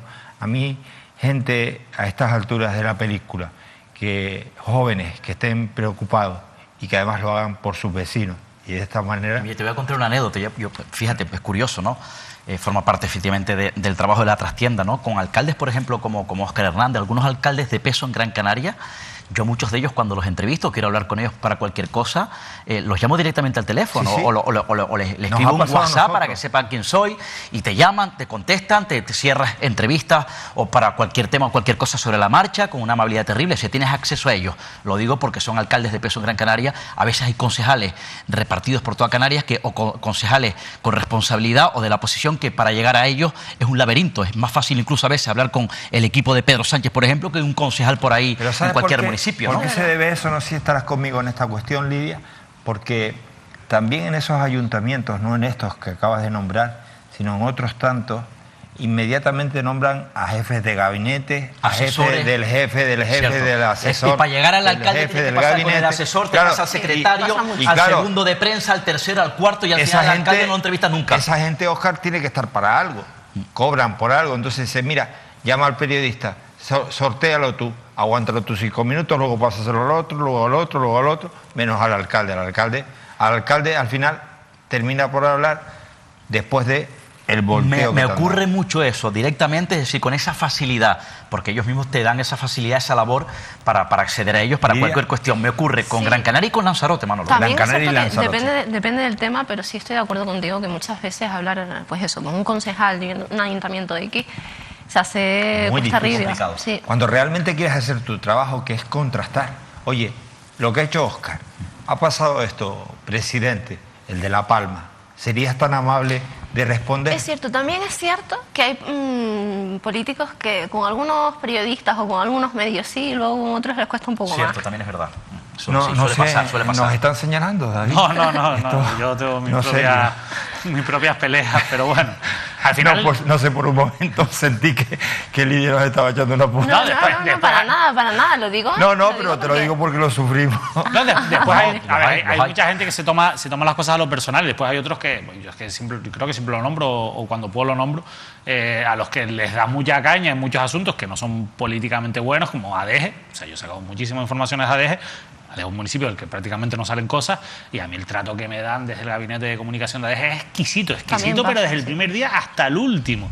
Y cuando digo ADEJ, es ser profesional. Puedo poner otro ejemplo, me pasa también en Santa Cruz de Tenerife. Bueno, hay ejemplos donde de verdad, más para que poner dos municipios con dos colores, con dos colores políticos, igual que y con políticos de distinto y hay color, más ejemplos. O sea, lo mayoritario de verdad es el buen trato, pero sí que es verdad que hay otros casos donde es una cosa... Mire, porque son profesionales. Y tiene mucho que ver con lo que tú decías, hay veces que se convierten personajes en comisarios políticos. Nos vamos rápidamente. Óscar, nombrabas Lanzarote por otros alcaldes que están muy disponibles. En este caso, disponibles nuestros compañeros en la isla. Allí en Mírame Televisión nos espera nuestro querido amigo y compañero Ricardo Jordán. Ricardo, buenas noches. Hola, ¿qué tal, Manolo? Buenas noches. Saludos a todos los compañeros en la mesa. ¿Qué tal? ¿Cómo estáis? Buenas noches. Bien, Ricardo. Oye, tenemos dos informaciones que compartir contigo. La primera, el chalet de la alcaldesa, el chalet ilegal, que este sería el titular, de la alcaldesa de Arrecife.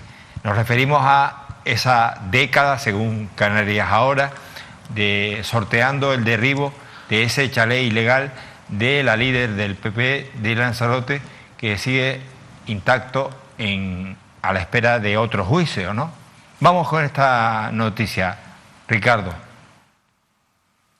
Efectivamente, Manolo, son ya prácticamente 22 años desde que comenzó este culebrón, por decirlo así. En 1999, bueno, pues arrancaban esas obras, esos movimientos de tierra en una zona conocida como La Bufona. Está entre Playa Honda, cerca del aeropuerto, y ya casi llegando hasta la capital, a Arrecife. En 1999, la compañía Brisas Inversiones, bueno, pues con dos administradores principales, comenzaban esa construcción, preveían, en este caso, edificar 14 chalés, y pocos meses después, bueno, viendo esos movimientos de tierra, el SEPRONA de la Guardia Civil, el Servicio de Protección de la Naturaleza, bueno, pues en este caso trató de paralizar las obras y interpuso una primera denuncia. 22 años en los que ha habido bastantes lagunas, porque la denuncia principal, o la base sobre todo en que se fundamenta, bueno, pues el problema que tiene esta vivienda es que están construidas primero sobre suelo protegido, de paso dejable, y por otro lado además, bueno, pues los promotores de Brisas Inversiones, de esa promotora,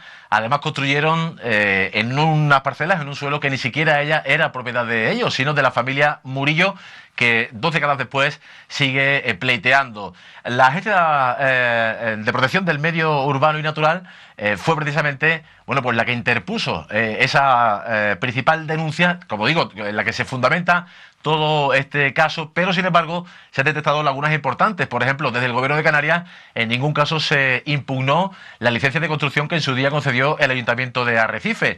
El caso recibía una primera sentencia en el año 2013, fue en este caso no impugnada, no recurrida por la alcaldesa de Arrecife y presidenta del Partido Popular, Astrid Pérez, que es una de las propietarias de ese plan parcial o de esa zona en La Bufona, pero sin embargo prácticamente una quincena de vecinos sí que hicieron lo correcto, en este caso lo adecuado, recurriendo esa sentencia.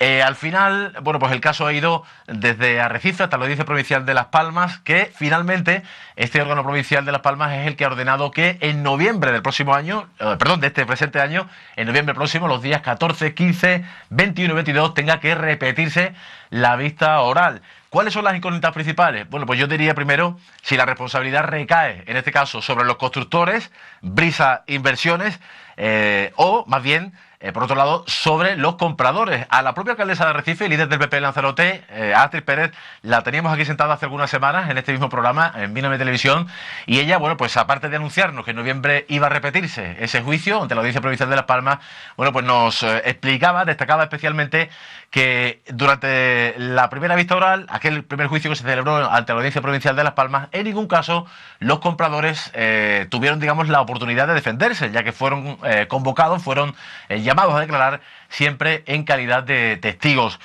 Astrid Pérez ha vuelto a insistir en las últimas semanas, la alcaldesa de Arrecife, en que ni ella ni el resto de compradores, por cierto, entre otros, también figura el que fuera jefe de la Fiscalía de Arrecife, Miguel Pallarés, bueno, pues como decía, que ni ella ni el resto de compradores, en este caso, bueno, pues estaban enterados o sabían de esas irregularidades. Poco después, avanzando en este proceso, hacia el año 2016, Gonzalo Murillo, que es denunciante, como digo, parte de la familia propietaria de esos terrenos, bueno, pues en este caso llegó a aportar informes incluso los que se demostraba de alguna manera que las obras ilegales y lo que está llamado, digamos, a demolerse en esas sentencias anteriores, en realidad fueron obras que fueron realizadas, llevadas a cabo por los propietarios, es decir, una vez que ya habían adquirido esas viviendas. Lo dicho, en noviembre vamos a salir de dudas cuando se celebre ese nuevo juicio que se repite ante la Audiencia Provincial de Las Palmas, y también, bueno, pues la Asociación de Vecinos Almadracha, que es la que se ha creado entre todos estos vecinos de la Bufona, bueno, pues en los últimos meses también han mostrado a través de ciertos comunicados de prensa, por lo menos su satisfacción, porque veían, decían, ellos alegaban que se estaban viendo ciertamente indefensos, ¿no? Sin una posible defensa ante, bueno, pues ese posible delito. Hay que decir además que en cuanto a los promotores, el arquitecto Federico Echevarría y Antonio Caro, había un tercer promotor, Francisco Carmona, que además, por cierto, era responsable de la oficina técnica del Ayuntamiento de Arrecife, pero ya fallecía. Bueno, hay que decir, además, bueno, porque en su día, debido a la dilación de todo este procedimiento, ha sido muy criticado además, incluso ha llegado hasta el Consejo General del Poder Judicial, pues debido a toda esta dilación en el procedimiento, pues al final las condenas que a las que se le sancionaron, a las que se le condenaron, fueron básicamente, bueno, pues 2 meses de prisión o el equivalente al pago de 1.200 euros.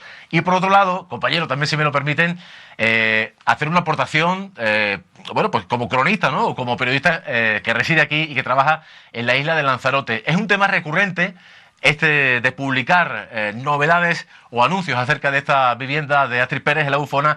Lo digo sobre todo por los medios de comunicación, que respetamos, por supuesto, cada medio debe tener su línea editorial, como no, pero bueno, pues los más afines quizá al Partido Socialista, los más afines a partidos como Podemos, bueno, pues son los que recurrentemente sacan este asunto.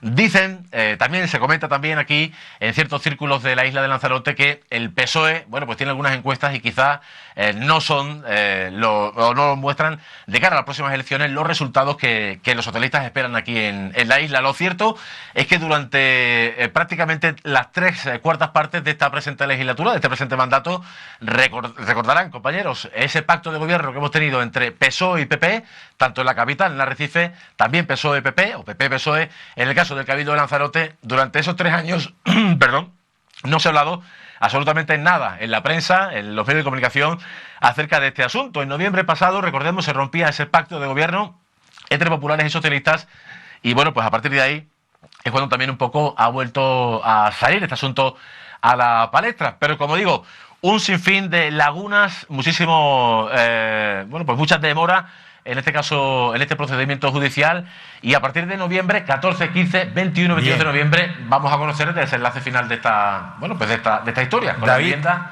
entre otros tú de hecho, perdóname Ricardo, como bien decías tú, tuviste la oportunidad de preguntarle a Astrid sobre este asunto. Sí, porque hay una parte muy importante, ¿no?, que es la que nos contó, bueno, lo ha explicado muy bien Ricardo, pero la que nos contaba Astrid de ese día, y es que ellos en su momento, este juicio se repite porque no se les dio por parte del juzgado, pues como parte afectada en este que caso. Ahora sí va a poder claro, ser. como perjudicados, para que ellos también puedan presentar, pues, ejercer sus derechos legítimos, ¿no?, que pero, es lo que va a ocurrir David, ahora. Una duda a ti, sí, a Ricardo. Porque tal como a lo mejor hemos podido leer la noticia, cuando se habla de chalet ilegal, por muchas cuestiones que nosotros hemos visto a lo largo históricamente, da la sensación de que ha sido un chalet ilegal que a conciencia se hubiera podido construir la alcaldesa. No, y eso no ha sido así porque la alcaldesa no ha sido procesada por este asunto. De hecho, insisto, ahora va o sea, en este caso la alcaldesa va a ir como afectada. Una afectada más. Otra cosa es que al final si se cumple la sentencia, si se repite y la sentencia en el fondo vuelve a fallar lo mismo, que es lo más probable porque urbanísticamente los hechos son los que son y ya se juzgaron en su momento, esas viviendas ilegales habrá que acabar derribándolas y la alcaldesa de Arrecife va a tener que derribar su vivienda. Otra cosa es que sea indemnizada por las personas que han sido condenadas por esos hechos. Pero sí que, o sea, a mí sí me parece noticiable, lógicamente, que la alcaldesa de Arrecife se vea inmersa en un procedimiento de este tipo, más allá de que se sienta estafada o haya sido estafada o no por estas personas. La realidad es que vive en una casa que es ilegal, no porque ella la haya construido ilegalmente, pero sí porque esa urbanización, que yo creo que al final es lo grave de todo esto, demuestra un modelo a veces de construcción y de urbanismo. Que además lo comentamos con ella aquí. Que lo comentábamos con ella, que yo creo que tenemos que rechazar, ¿no? Y ya no por quien tenga las responsabilidades, sino porque es que al final ocurren estas cosas. Yo me quedaba con una cosa que decía Ricardo, que pasaba un poco desapercibida, pero que es muy importante. Quizás el hombre ya ha fallecido, pero uno de los promotores era técnico en la oficina de urbanismo, ¿no? Si ninguno nos contaba. Al final, Lanzarote es una isla que al final, como toda buena isla, es una isla donde todo el mundo se conoce, y Lanzarote, que es un poquito más pequeña que Tenerife o que Gran Canaria, pues ahí la gente se conoce todavía más, y al final pues hay unos cruces de intereses que está bien saber y tener bien identificados a todo el mundo para cuando pasen estas cosas contarlas bien, como lo ha hecho Ricardo. Y una pregunta, David. En caso de que la denuncia fuera más allá, ¿la sentencia pudiera ser el derribo de esas viviendas? Hombre, evidentemente, si las viviendas son ilegales hay que recuperar el orden, la ilegalidad que ¿Y esas familias a las que se estafó? ¿Qué pasa? Pues tendrán que ser indemnizadas por los condenados, en este caso, que tienen una responsabilidad patrimonial que es la responsabilidad civil de la condena penal que les caiga. Insisto, si se vuelve a repetir la misma condena, que me parece lo lógico, porque esto fue un defecto formal en el que ahora, eso sí, tanto Astrid Pérez como el resto de personas que compraron de buena fe y que, sin embargo, bueno, pues compraron unas viviendas que se construyeron ilegalmente, pues también tienen derecho a que sean indemnizadas, sobre todo si al final acaban siendo derribadas las viviendas. Ricardo, ¿me vas a permitir que nos hagas desde nuestros estudios en Lanzarote, nos hagas otra crónica, pero de otro asunto bien distinto? Ahí tenemos ese titular, nos referimos a los consejeros de Coalición Canaria en el Cabildo de Lanzarote, que madre mía, todos van a ser investigados porque, tal como indica Canarias Ahora, imputados están todos los consejeros de Coalición Canaria en el Cabildo de Lanzarote por presunta falsificación del reglamento del grupo. Efectivamente, Manolo, como bien dices, el próximo 27 de mayo están llamados a declarar ante el juzgado de instrucción, de primera instancia de instrucción número 2 de Arrecife, los 7 consejeros que forman parte de ese grupo político en el Cabildo de Lanzarote, la Coalición Canaria, donde está, por cierto, entre otros, Pedro San Ginés, como sabéis, el expresidente del Cabildo de Lanzarote y actual portavoz de esta formación política, de este grupo político. Pero a los 7 consejeros habría que sumarle, efectivamente, el denunciante de este caso o de esta posible falsificación documental, que en este caso es Juan Manuel Sosa. Él actualmente ostenta el cargo de consejero de Sanidad en el Cabildo de Lanzarote, bajo la presidencia o en el gobierno que preside la socialista María Dolores Corujo. Decimos esto porque es importante. Juan Manuel Sosa, el actual consejero en el gobierno del Cabildo de Lanzarote, en su día se presentó a estas elecciones, bueno, pues desde la formación política San Bordón Asambleario, una formación municipalista, bueno, pues de rango menor, pero que tenía tendencia a ir creciendo, y se formó o se coaligó San Bordón con Coalición Canaria. Realmente la alianza electoral nunca se llevó a cabo y en las papeletas de las urnas, bueno, pues cualquiera que iba a votar a esta formación política tan solo encontraba las siglas de Coalición Canaria y no San Bordón. Explico esto porque el trasfondo de todo este asunto es, si por un lado, como comenta la oposición, o en este caso Coalición Canaria, que es el partido afectado, Juan Manuel Sosa es un tránsfuga, porque abandonó el grupo político de Coalición Canaria y se sumó a ese gobierno de Loli Corujo, o más bien, por el otro lado, bueno, como comenta o como defiende el grupo de gobierno de PSOE y Podemos, con Loli Corujo en la presidencia en el Cabildo de Lanzarote, en realidad no es ningún tránsfuga y las cosas se hicieron bien.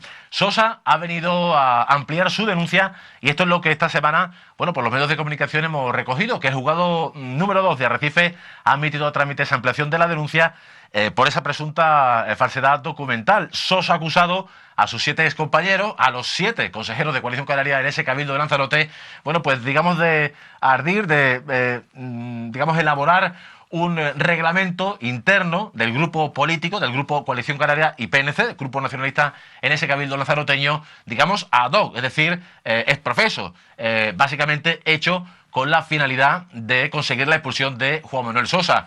El otro día, en concreto este lunes, teníamos aquí precisamente en estos estudios a David Toledo, que además de ser el secretario de organización de Coalición Canaria en todo su ámbito nacional, bueno, pues aquí ocupa plaza también como concejal de coalición en el Ayuntamiento de Arrecife. David Toledo nos comentaba que en nada va a quedar ese caso, que la llamada del juez, del juzgado número 2 de Arrecife a estos 7 consejeros no va a quedar absolutamente en nada. Y esto parte, bueno, pues de cuando Juan Manuel Sosa en el 2019 abandona Coalición Canaria, el grupo nacionalista en el Cabildo, y se pasa de la oposición al grupo de gobierno. Bueno, pues se supone que en mayo del año pasado Pedro Sanginés, precisamente, el actual portavoz de ese grupo político en el Cabildo, según Sosa, bueno, pues le llegó a coaccionar e incluso a amenazar con publicar ciertas informaciones en caso de que Sosa, bueno, pues no diera marcha atrás y de alguna forma o bien entregara su acta como consejero o bien regresara a formar parte de nuevo a ese grupo, de ese grupo nacionalista. Lo cierto es que el próximo 27 de mayo están citados a declarar en calidad de investigados, imputados antiguamente, en calidad de investigados, los 7 consejeros de Coalición Canaria: Pedro Sanginés, la propia Mitalia Machín, que además es secretaria general de Coalición aquí en Lanzarote, Domingo Cejas, Óscar Pérez, Tania Mateo, y no sé si se está olvidando alguno. Y también David de la O, que por cierto también es parlamentario regional con Coalición Canaria por la isla de Lanzarote. Se habla, bueno, pues de una utilización, en este caso de ese reglamento. Según Sosa, no existía en Coalición Canaria. El otro día, como estaba comentando, compañeros, aquí en estos estudios, David Toledo, bueno, pues lo entrevistamos y él decía claramente que primero, en el caso del Cabildo, no es obligatorio que exista un reglamento dentro de cada grupo político que forma parte de ese plenario, pero que aún así el Grupo Nacionalista, Coalición Canaria y PNC contaba con ese reglamento. Ahora, lo que el magistrado de ese juzgado número 2 de Arrecife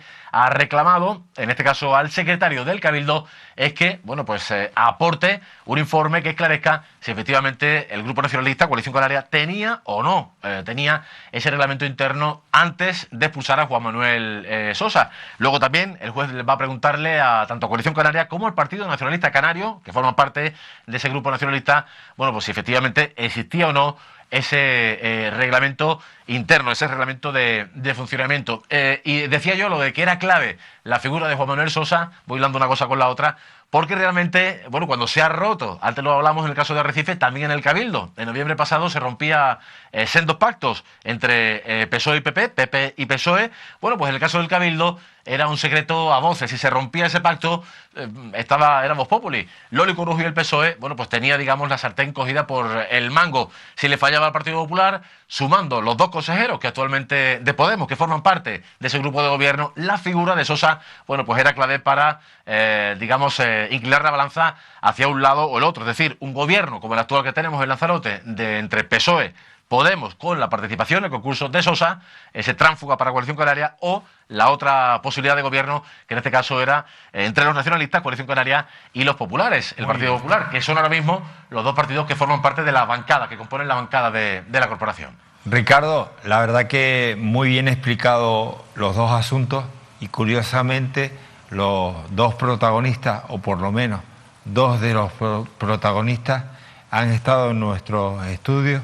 Uno, Astrid Pérez, y otro, pues, el señor Sanginés. Ahora habrá que esperar a esos juicios, a esos encuentros ante un juez y a ver qué ocurre. Muchísimas gracias, Ricardo. A ti, Manolo. Es un placer. Un saludo a todos. Muchas gracias. Un abrazo. Buenas noches. Bueno, esto en Lanzarote, madre mía, cómo está el panorama. Cómo está el panorama y lo que queda. Pero antes recuerden que se pueden dar de alta con las alertas y tienen todas las informaciones tan solo escribiendo un mensaje y enviándolo a este número. Recibe todas las primicias, exclusivas y últimas horas que abordamos en Mírame Televisión en tu WhatsApp. Envía el texto Alta Mírame al 653-303-331 y mantente informado de todo lo que debes saber. Recuerda, envía alta Mírame al 653-303-331. Mírame, Televisión de las Islas Canarias. David, y en Mírame tenemos que volver a hablar de Alfredo Gómez. Sí, bueno, en su momento contamos la noticia de, lo hemos contado aquí a lo largo de las últimas semanas, detectamos ese plagio de diferentes párrafos de trabajo universitarios y de algunas publicaciones de noticias como Una Noticia del País o publicaciones como la web de Idealista, y lo contamos. Recordarán que aquello generó una reacción y generó la intervención también de la propia Consejería de Turismo, que abierto un expediente para pues reclamar, en este caso, darle la posibilidad a Alfredo Gómez que presente alegaciones y decidir si hay motivos para revisar o no esa contratación. Nosotros pedimos en aquel momento también 2 expedientes por registro de entrada, por transparencia, tanto de esos 2 contratos de los que se hablaba a la empresa Despacho Jurídico Loyalty, que es una empresa de la que es administrador único el propio Alfredo Gómez, concejal de La Laguna, concejal no adscrito de La Laguna, ex de Ciudadanos.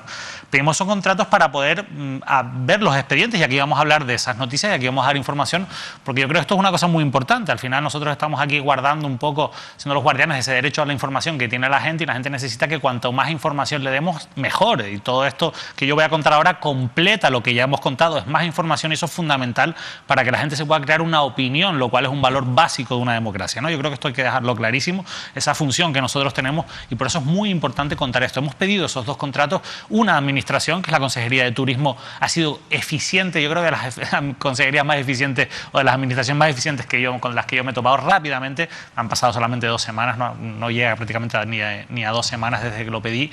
Me han dado ese expediente íntegro, mientras que la otra, que es Visocan, que es una empresa pública, donde las cosas pues suelen ser siempre un poco más opacas, aunque curiosamente el trabajo que fue encargado, el servicio, era que un servicio de apoyo a la transparencia y de apoyar a mejorar la transparencia, como bien le explicó al propio Alfredo Gómez a Óscar Martín. De momento Visocan no está siendo tan transparente, curiosamente, y estamos esperando a que nos pasen también el expediente para ver ese otro contrato. Mientras tanto, mientras eso ocurre, vamos a contarles lo importante de este expediente sobre la contratación de ese informe sobre el estado del alquiler vacacional en Canarias, que se le encarga por algo más de 16.000 euros a esta empresa de la que es administrador único Alfredo Gómez, y en el que se presenta un informe donde se plagian, insisto, párrafos de trabajos universitarios y de algunas publicaciones.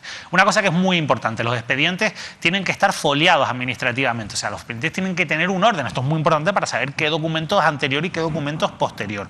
A mí, evidentemente, ahora con las nuevas tecnologías y demás, esto yo me acuerdo antes ir a ver expedientes y estar foliados, a veces incluso hasta a mano en su momento, ¿no? Y después ya los expedientes pues iban saliendo, ya se iban digitalizando, ¿no? Ahora el orden realmente en el que a mí me manda los documentos tienen un orden, ¿no? Entonces el orden en el que a mí me llegan los documentos se sobreentiende, no lo sé con total certeza, que es ese el orden cronológico. Lo digo porque el orden cronológico es así en los documentos que están fechados, pero hay algunos que no tienen fecha y que por tanto yo pues interpreto que sigue esa lógica que tiene que seguir todo expediente de un orden cronológico de exposición de documentos. Y digo esto porque el primer documento que aparece en el expediente es un escrito remitido por la presidenta de la FECAM, por Mari Brito, alcaldesa de Candelaria, como presidenta de la FECAM, a la Consejería de Turismo, en la que les dice que entre unas diferentes cuestiones que hay que trabajar con los municipios, hay que crear una mesa sobre el alquiler vacacional, una mesa de trabajo.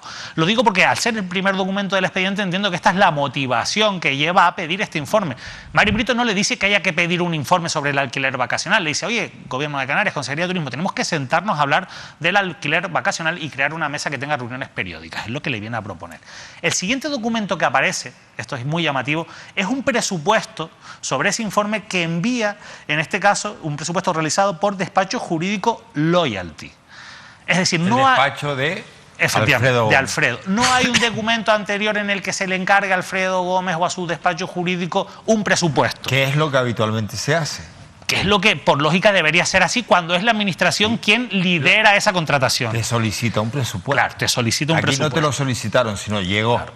Puede ser. Llegó. Puede ser que ese presupuesto sea posterior.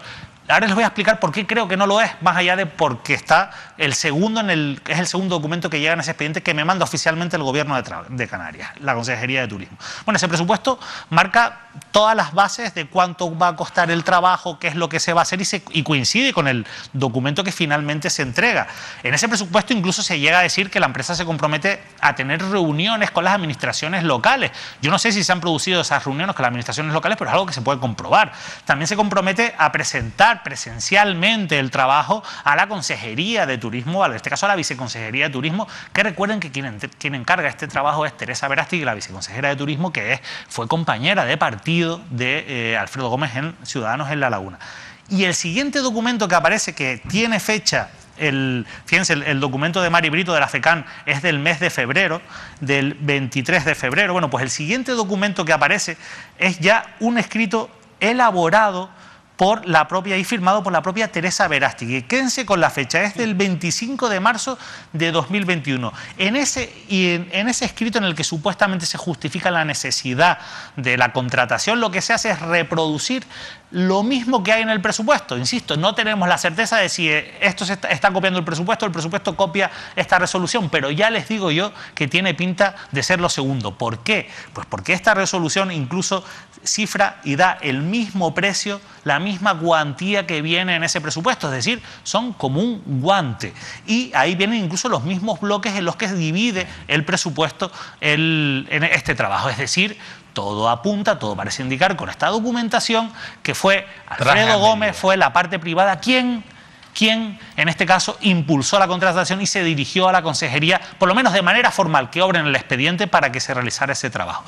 Esto yo se lo pregunté al propio Alfredo Gómez cuando hablé con él. ¿Y qué te dijo? Y su respuesta fue que era una información. Yo le pregunté directamente de quién partió la idea. ¿No fue cosa tuya, Alfredo? ¿O fue cosa de la consejería? ¿Quién contactó con quién? ¿Qué te y dijo su respuesta fue que esto no me lo podía decir porque era una cuestión confidencial, porque al final es verdad que no deja de ser la empresa contratada, la parte privada en esto, y de hecho me llega a decir que eso quien te lo tiene que decir es la administración. Bueno, la administración me lo está diciendo con este expediente, ¿no? Pero les decía que se quedaron con la fecha. Aquí, bueno, pues al final lo que se hace es pedir que se haga ese trabajo y se marca un plazo máximo. Es decir, ese trabajo hay que entregarlo el 30 de junio de 2021 y se pagará cuando se entregue el trabajo, cuando esté finalizado. 25 de marzo de 2021 lo firma electrónicamente María Teresa Verástegui Guigú, la viceconsejera de Turismo, a las 12:25 del mediodía. A las 12:25. Bien. El siguiente documento que aparece es un correo que se manda desde la Viceconsejería de Turismo a la empresa de Alfredo Gómez para decirles que, bueno, de hecho les voy a leer en concreto exactamente lo que les dice, pero ¿recuerdan la hora a la que había firmado aquello Teresa Verástegui? 12:25. Bueno, pues este correo se envía a las 12:43 del mismo día, de ese jueves día 25. Va rapidísimo. Rapidito, sí. Y se dice, adjunto se remite informe de la Viceconsejería de Turismo relativo a la motivación de la necesidad del contrato menor con esa empresa, cuyo objeto es informe de situación sobre el alquiler vacacional. Se ruega confirmen la aceptación de dicho trabajo a esta dirección de correo electrónico. Y a las 1:20, a las 13:19, para ser exactos, responde desde la empresa, hemos recibido el informe y aceptamos el trabajo. En una hora se dicta una resolución, se da traslado del correo a la empresa y la empresa acepta el trabajo. Evidentemente aquí había una negociación previa. Hombre, pero todas las consejerías, la administración es así de rápida. Claro. Sí, y en cualquier caso estamos hablando, esto es importante dejarlo claro, que esto es legal, es decir, contratos menores por menos de 15.000 euros se pueden contratar así, pero es bueno tener toda la información y sobre todo es legal siempre que haya una necesidad y no se fraccione el contrato. Lidia, legal es, pero no luce bonito. En principio es legal. Bonito, parece que no. Pero ¿cuál es la sorpresa que nos encontramos? Claro, con que ese día, 30 de junio, no se entrega este trabajo. ¿Y cuándo se entrega? Bueno, pues se entrega el lunes 26 de julio, casi un mes después de la fecha límite. ¿Y por qué nos enteramos? Porque en el expediente también figura un escrito enviado por la empresa, por Despacho Jurídico Loyalty, que se titula Justificación de entrega fuera de plazo del proyecto. A ver. Pero se entregó fuera de plazo. Pero a ver, si era copiado, sino al 80, al 90, al 75, al 10, Alfredo, ¿cómo fue que tardaste en presentarlo? Bueno, pues él mismo lo explica en este escrito y él dice que se debe a un error de ellos, que ellos han cometido, porque es la primera vez, el primer contrato que firman con una empresa pública, que ellos no tenían tramitada el alta a terceros con el gobierno de Canarias. Esto es muy significativo. Claro, porque al final, para poder cobrar. Evidentemente, pero esto es muy significativo porque el gobierno de Canarias le contrata de esta manera este informe por 16.000 euros a una empresa que ni siquiera está dada, tiene el alta a terceros. No, es que además para facturar es con el importantísimo te lo digo. Cuéntame que tú sabes más de esa parte. Con ese detalle, que esté de alta, le permite a la administración pública saber si esa empresa está al corriente de sus obligaciones.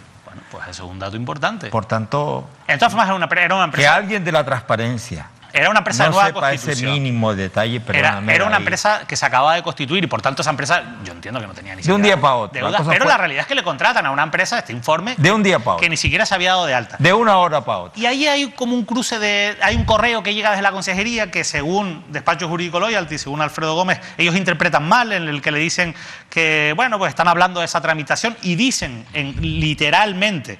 el motivo por el que no se realizó la entrega a tiempo, a pesar de los meses de trabajo y las contrataciones de personal por medio, es debido a la mala interpretación que hicimos nosotros de ese correo electrónico. Pero esto es importante por lo siguiente, quiero que se queden con este detalle.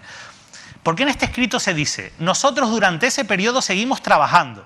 Sin embargo, entendimos que podía haberse echado para atrás el contrato por no tener esa alta a terceros. Y en el otro párrafo dicen... En ese momento, cuando el 20 de julio, porque claro, ya el 20 de julio y la viceconsejería dice, oye, es que este informe aquí no ha llegado. Y le llaman. Teresa. Claro. Dios, Alfredo, claro. Empieza, niño, copiazo rápido. Y llaman, lo pone aquí este documento, ¿no? Llaman a la empresa. Y dice la empresa, dice que en ese momento nuestra sorpresa es mayúscula, pues pensamos que debido a nuestra inexperiencia, que no se nos había adjudicado el contrato. Es decir, el 20 de julio, ellos piensan que no se les ha adjudicado el contrato, pero dicen... o sea, a pesar de que pensaban de que no se le había adjudicado el contrato, dicen que habían estado trabajando en el informe. Un informe de 200 páginas, ¿no? Y entonces dicen que le dicen, oye, tienes que entregarlo cuanto antes, con plazo máximo el viernes 23 de julio, ¿no? Corre. Claro, y ellos dicen que lo van a entregar, pero hay un problema el 23 de julio con la web que se había caído y por tanto al final no lo pueden entregar hasta el día 26 de julio. Claro, aquí hay dos opciones, y esto ya es una opinión mía que yo hago en base a la interpretación que yo hago de esta documentación. Y es la siguiente, y es... Aquí hay dos cuestiones. O es verdad lo que dice la empresa, que efectivamente ellos, a pesar de que les habían encargado un trabajo que pensaban que ya no lo tenían que hacer, lo siguieron haciendo y por tanto fueron capaces, solo tenían que rematar algunas cosas, como dicen ellos aquí, del diseño, de copiar terminar el diseño, o si esa opción es verdad, como ellos dicen, o la otra opción es que eso no sea verdad, que eso no sea cierto y que al final hicieron el trabajo en 6 días. O sea, desde que los llamaron el día 20, oye, o lo retomaron en 6 días, claro. Claro, porque a ti te llaman el día 20 y tú algo que pensabas que no ibas a hacer, porque de hecho no lo habías entregado, tú dices, oye, David, pues tengo que hacerlo. No lo sé. No, pero si no te estoy... Pero son las opciones que se pueden plantear. Vale, son las dos opciones. Pero con los antecedentes de la cosita, que al final dice, muchachos nos encargaron esto, eso... Tranquilo, que eso, un poquito de aquí, un poquito de allá. Dice, Dios, que tiene que ser mañana. Dice, copia rápido, que es que hay que presentar esto rápido. Bueno. No sabemos si fue así. No, pero... Hombre, tú sabes que yo soy muy... Pero yo me lo planteo. O sea, yo eso que tú acabas de decir yo me hago muchísimas preguntas siempre con todo. Mira, yo sí que me he hecho una pregunta, Lidia y Óscar. Claro, yo con estas cosas que cuenta aquí David, digo, a ver qué habrá escrito... Alfredo Gómez en su cuenta de Twitter, porque hombre, algo tendrá que decir, porque él a todo pues le saca cosas, ¿no? Y fui a la cuenta de Twitter y no vi nada, ni un retweet a lo que David cuenta, ni lo que se ha publicado, ni nada de la viceconsejería, ni el alquiler vacacional. Me encontré con esta noticia de la cadena SER. Pérez reconoce que le dijo, te vas a cagar, payaso, al concejal Alfredo Gómez. Madre mía, a lo que hemos llegado. Por lo visto, Alfredo Gómez dice que Santiago Pérez lo amenazó con tono contundente y casi como una cosa muy dura, ¿no? Y le dijo, te vas a cagar, payaso. Yo, la verdad, Alfredo, que cuando leí esto me quedé impactado. Porque, hombre, Santiago, esto va por ti, Santiago. Un hombre como tú, bregado, serio, letrado, jurista, concejal, político, senador. que amenaces de esta manera, me parece, la verdad, y más al pobre Alfredo, chico, que tú sabes que Alfredo lo amenaza a todo el mundo, hasta la siervita que está allí, él siente que está amenazado por la siervita, de verdad, que la siervita me perdone, pero claro, a Gustavo Matos, un día Gustavo lo llamó y le dijo, mira Alfredo, que vamos a ver que estás diciendo cosas de mí, me estás denunciando, como luego se demostró, que no son así, y él dice, no, es que me está llamando Gustavo Matos para amenazarme. Claro, y él todo lo ve una amenaza. Él ve a San Benito en romería y dice, Dios mío, San Benito me está amenazando. Bueno, pues, Alfredo, yo hoy no voy a seguir por ahí, porque tú bastante tienes con lo tuyo. No, pero Santiago, sí. Perdón. Perdón. Pero Santiago, te voy a decir una cosa. Aquí o amenazamos. ¿Qué es eso de te vas a cagar, payaso? Una amenaza es, te voy a cortar el cuello, voy a por ti, te voy a arrancar la cabeza. Pero te vas a cagar, payaso, eso es una amenaza muy cutre. Y más viniendo de una persona tan preparada como tú. Otra cosa, Santiago, es que tú hubieras dicho, te vas a cagar, copión. Pero no, eso no se lo dijiste, te vas a cagar, payaso. No sé, Santiago, aquí has perdido un par de puntos. Es más, te voy a denunciar, no Alfredo, Manuel Artiles te va a llevar a los tribunales para que te sientes ante el banquillo y por denuncia fácil, por amenaza cutre. David. No, yo iba a decir que a mí sí, y termino que a mí en cualquier caso me parece vergonzoso también normalmente en general los plenos de la Laguna dan mucha vergüenza, o sea, realmente el clima político ya lo daba en el mandato pasado, pero lo sigue dando. Y quiero terminar con el tema del expediente con una última cuestión, y es que también me han adjuntado ese expediente que se ha abierto a raíz de la información que contamos aquí para investigar este asunto y para darle alegaciones. Y en las alegaciones, que ya las he podido ver porque me ha venido en el expediente que presenta Alfredo Gómez sobre ese plagio, que él dice que no es plagio, él lo que acaba concluyendo, y yo creo que es importante, él viene a decir algo así que como máximo habría un 10% de plagio y presenta un informe, ¿no? Yo quiero decir que sobre ese informe, esto lo debe saber la Consejería de Turismo porque aquí hicimos las cosas muy rigurosas y pusimos hasta las fuentes y todo donde se podía comprobar. En ese informe se omite el plagio de los trabajos universitarios o de la Noticia del País. Se omite el plagio de los trabajos universitarios, insisto, que es lo más grave, y esto, insisto, lo debe saber también la Consejería de Turismo. Veremos cómo acaba eso, no quiero decir que sea motivo suficiente, pero lo que es una realidad es que en ese informe se plagiaron trabajos universitarios y diferentes noticias, y me reitero en ello porque es así, y todo esto que hemos contado hoy vuelve a demostrar que este expediente, cuanto menos, es de interés público. Hablando de otra cuestión que ya nos tenemos que ir, Óscar, solo quiero que me digas qué pasa con Coalición Canaria y el candidato a la presidencia del Cabildo. Bueno, ya hemos hablado en su momento, ya sabes que los partidos políticos están acelerando, queda todavía mucho tiempo, 2023, pero las entrañas en los cuarteles generales, a puertas cerradas, en los despachos están maquinando perfiles, supuestos, ¿cuáles? Tal. Bueno, hemos planteado, ¿te refieres a la presidencia del Cabildo de Tenerife? Linares, por ejemplo. Claro, o también se hablaba Carlos Alonso, la posibilidad si repite Carlos Alonso o Linares. Bueno, ahí están los dos nombres sobre la mesa. Si me preguntas mi opinión o mi sensación, evidentemente todavía no están decidiendo. Un momento. Yo creo... Oráculo Óscar Martín. Ahora vienen las cartas. Vamos a echar nosotros las cartas. ¿Yo qué creo? ¿Tú qué crees? Tú pregúntame directamente. ¿Tú crees que Carlos... Pero preguntas tú a mí. ¿Tú crees que Carlos Alonso será el candidato? Pregúntamelo. Óscar, no, tú me lo preguntas a mí. Que yo le pregunto. Venga. Y yo le pregunto. Óscar, ¿tú crees que Carlos Alonso va a ser el candidato al Cabildo? No. Ahora me preguntas tú a mí, ¿tú crees que Linares va a ser candidato al Cabildo? Ahora te pregunto. Venga. Óscar, ¿tú crees que Linares va a ser el candidato al Cabildo? ¿Mi opinión? Sí. No. Entonces tú preguntas, ¿por qué?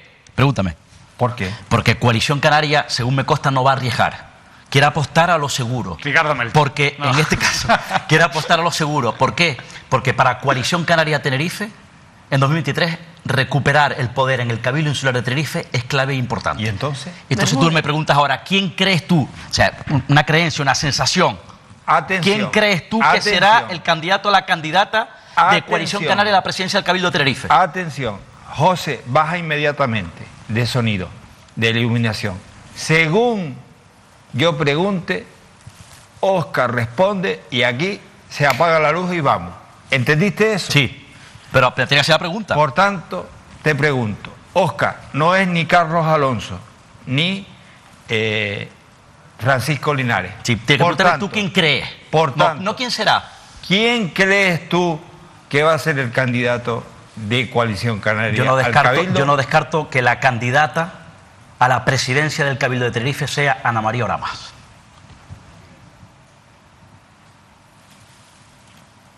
Coño, ahí me dejaste con el pie cambiado. No descarto. No descarto. Y tú me dices, entre los tres, ¿cuál crees tú que sería? De aquí a 2023, yo a día de hoy no descarto, yo creo que podría ser, insisto, Ana María Oramas, candidata de Coalición Canaria a la presidencia del Cabildo de Tenerife. No lo descarto, no es una información, no lo descarto, insisto, sensación en base a algunas claves.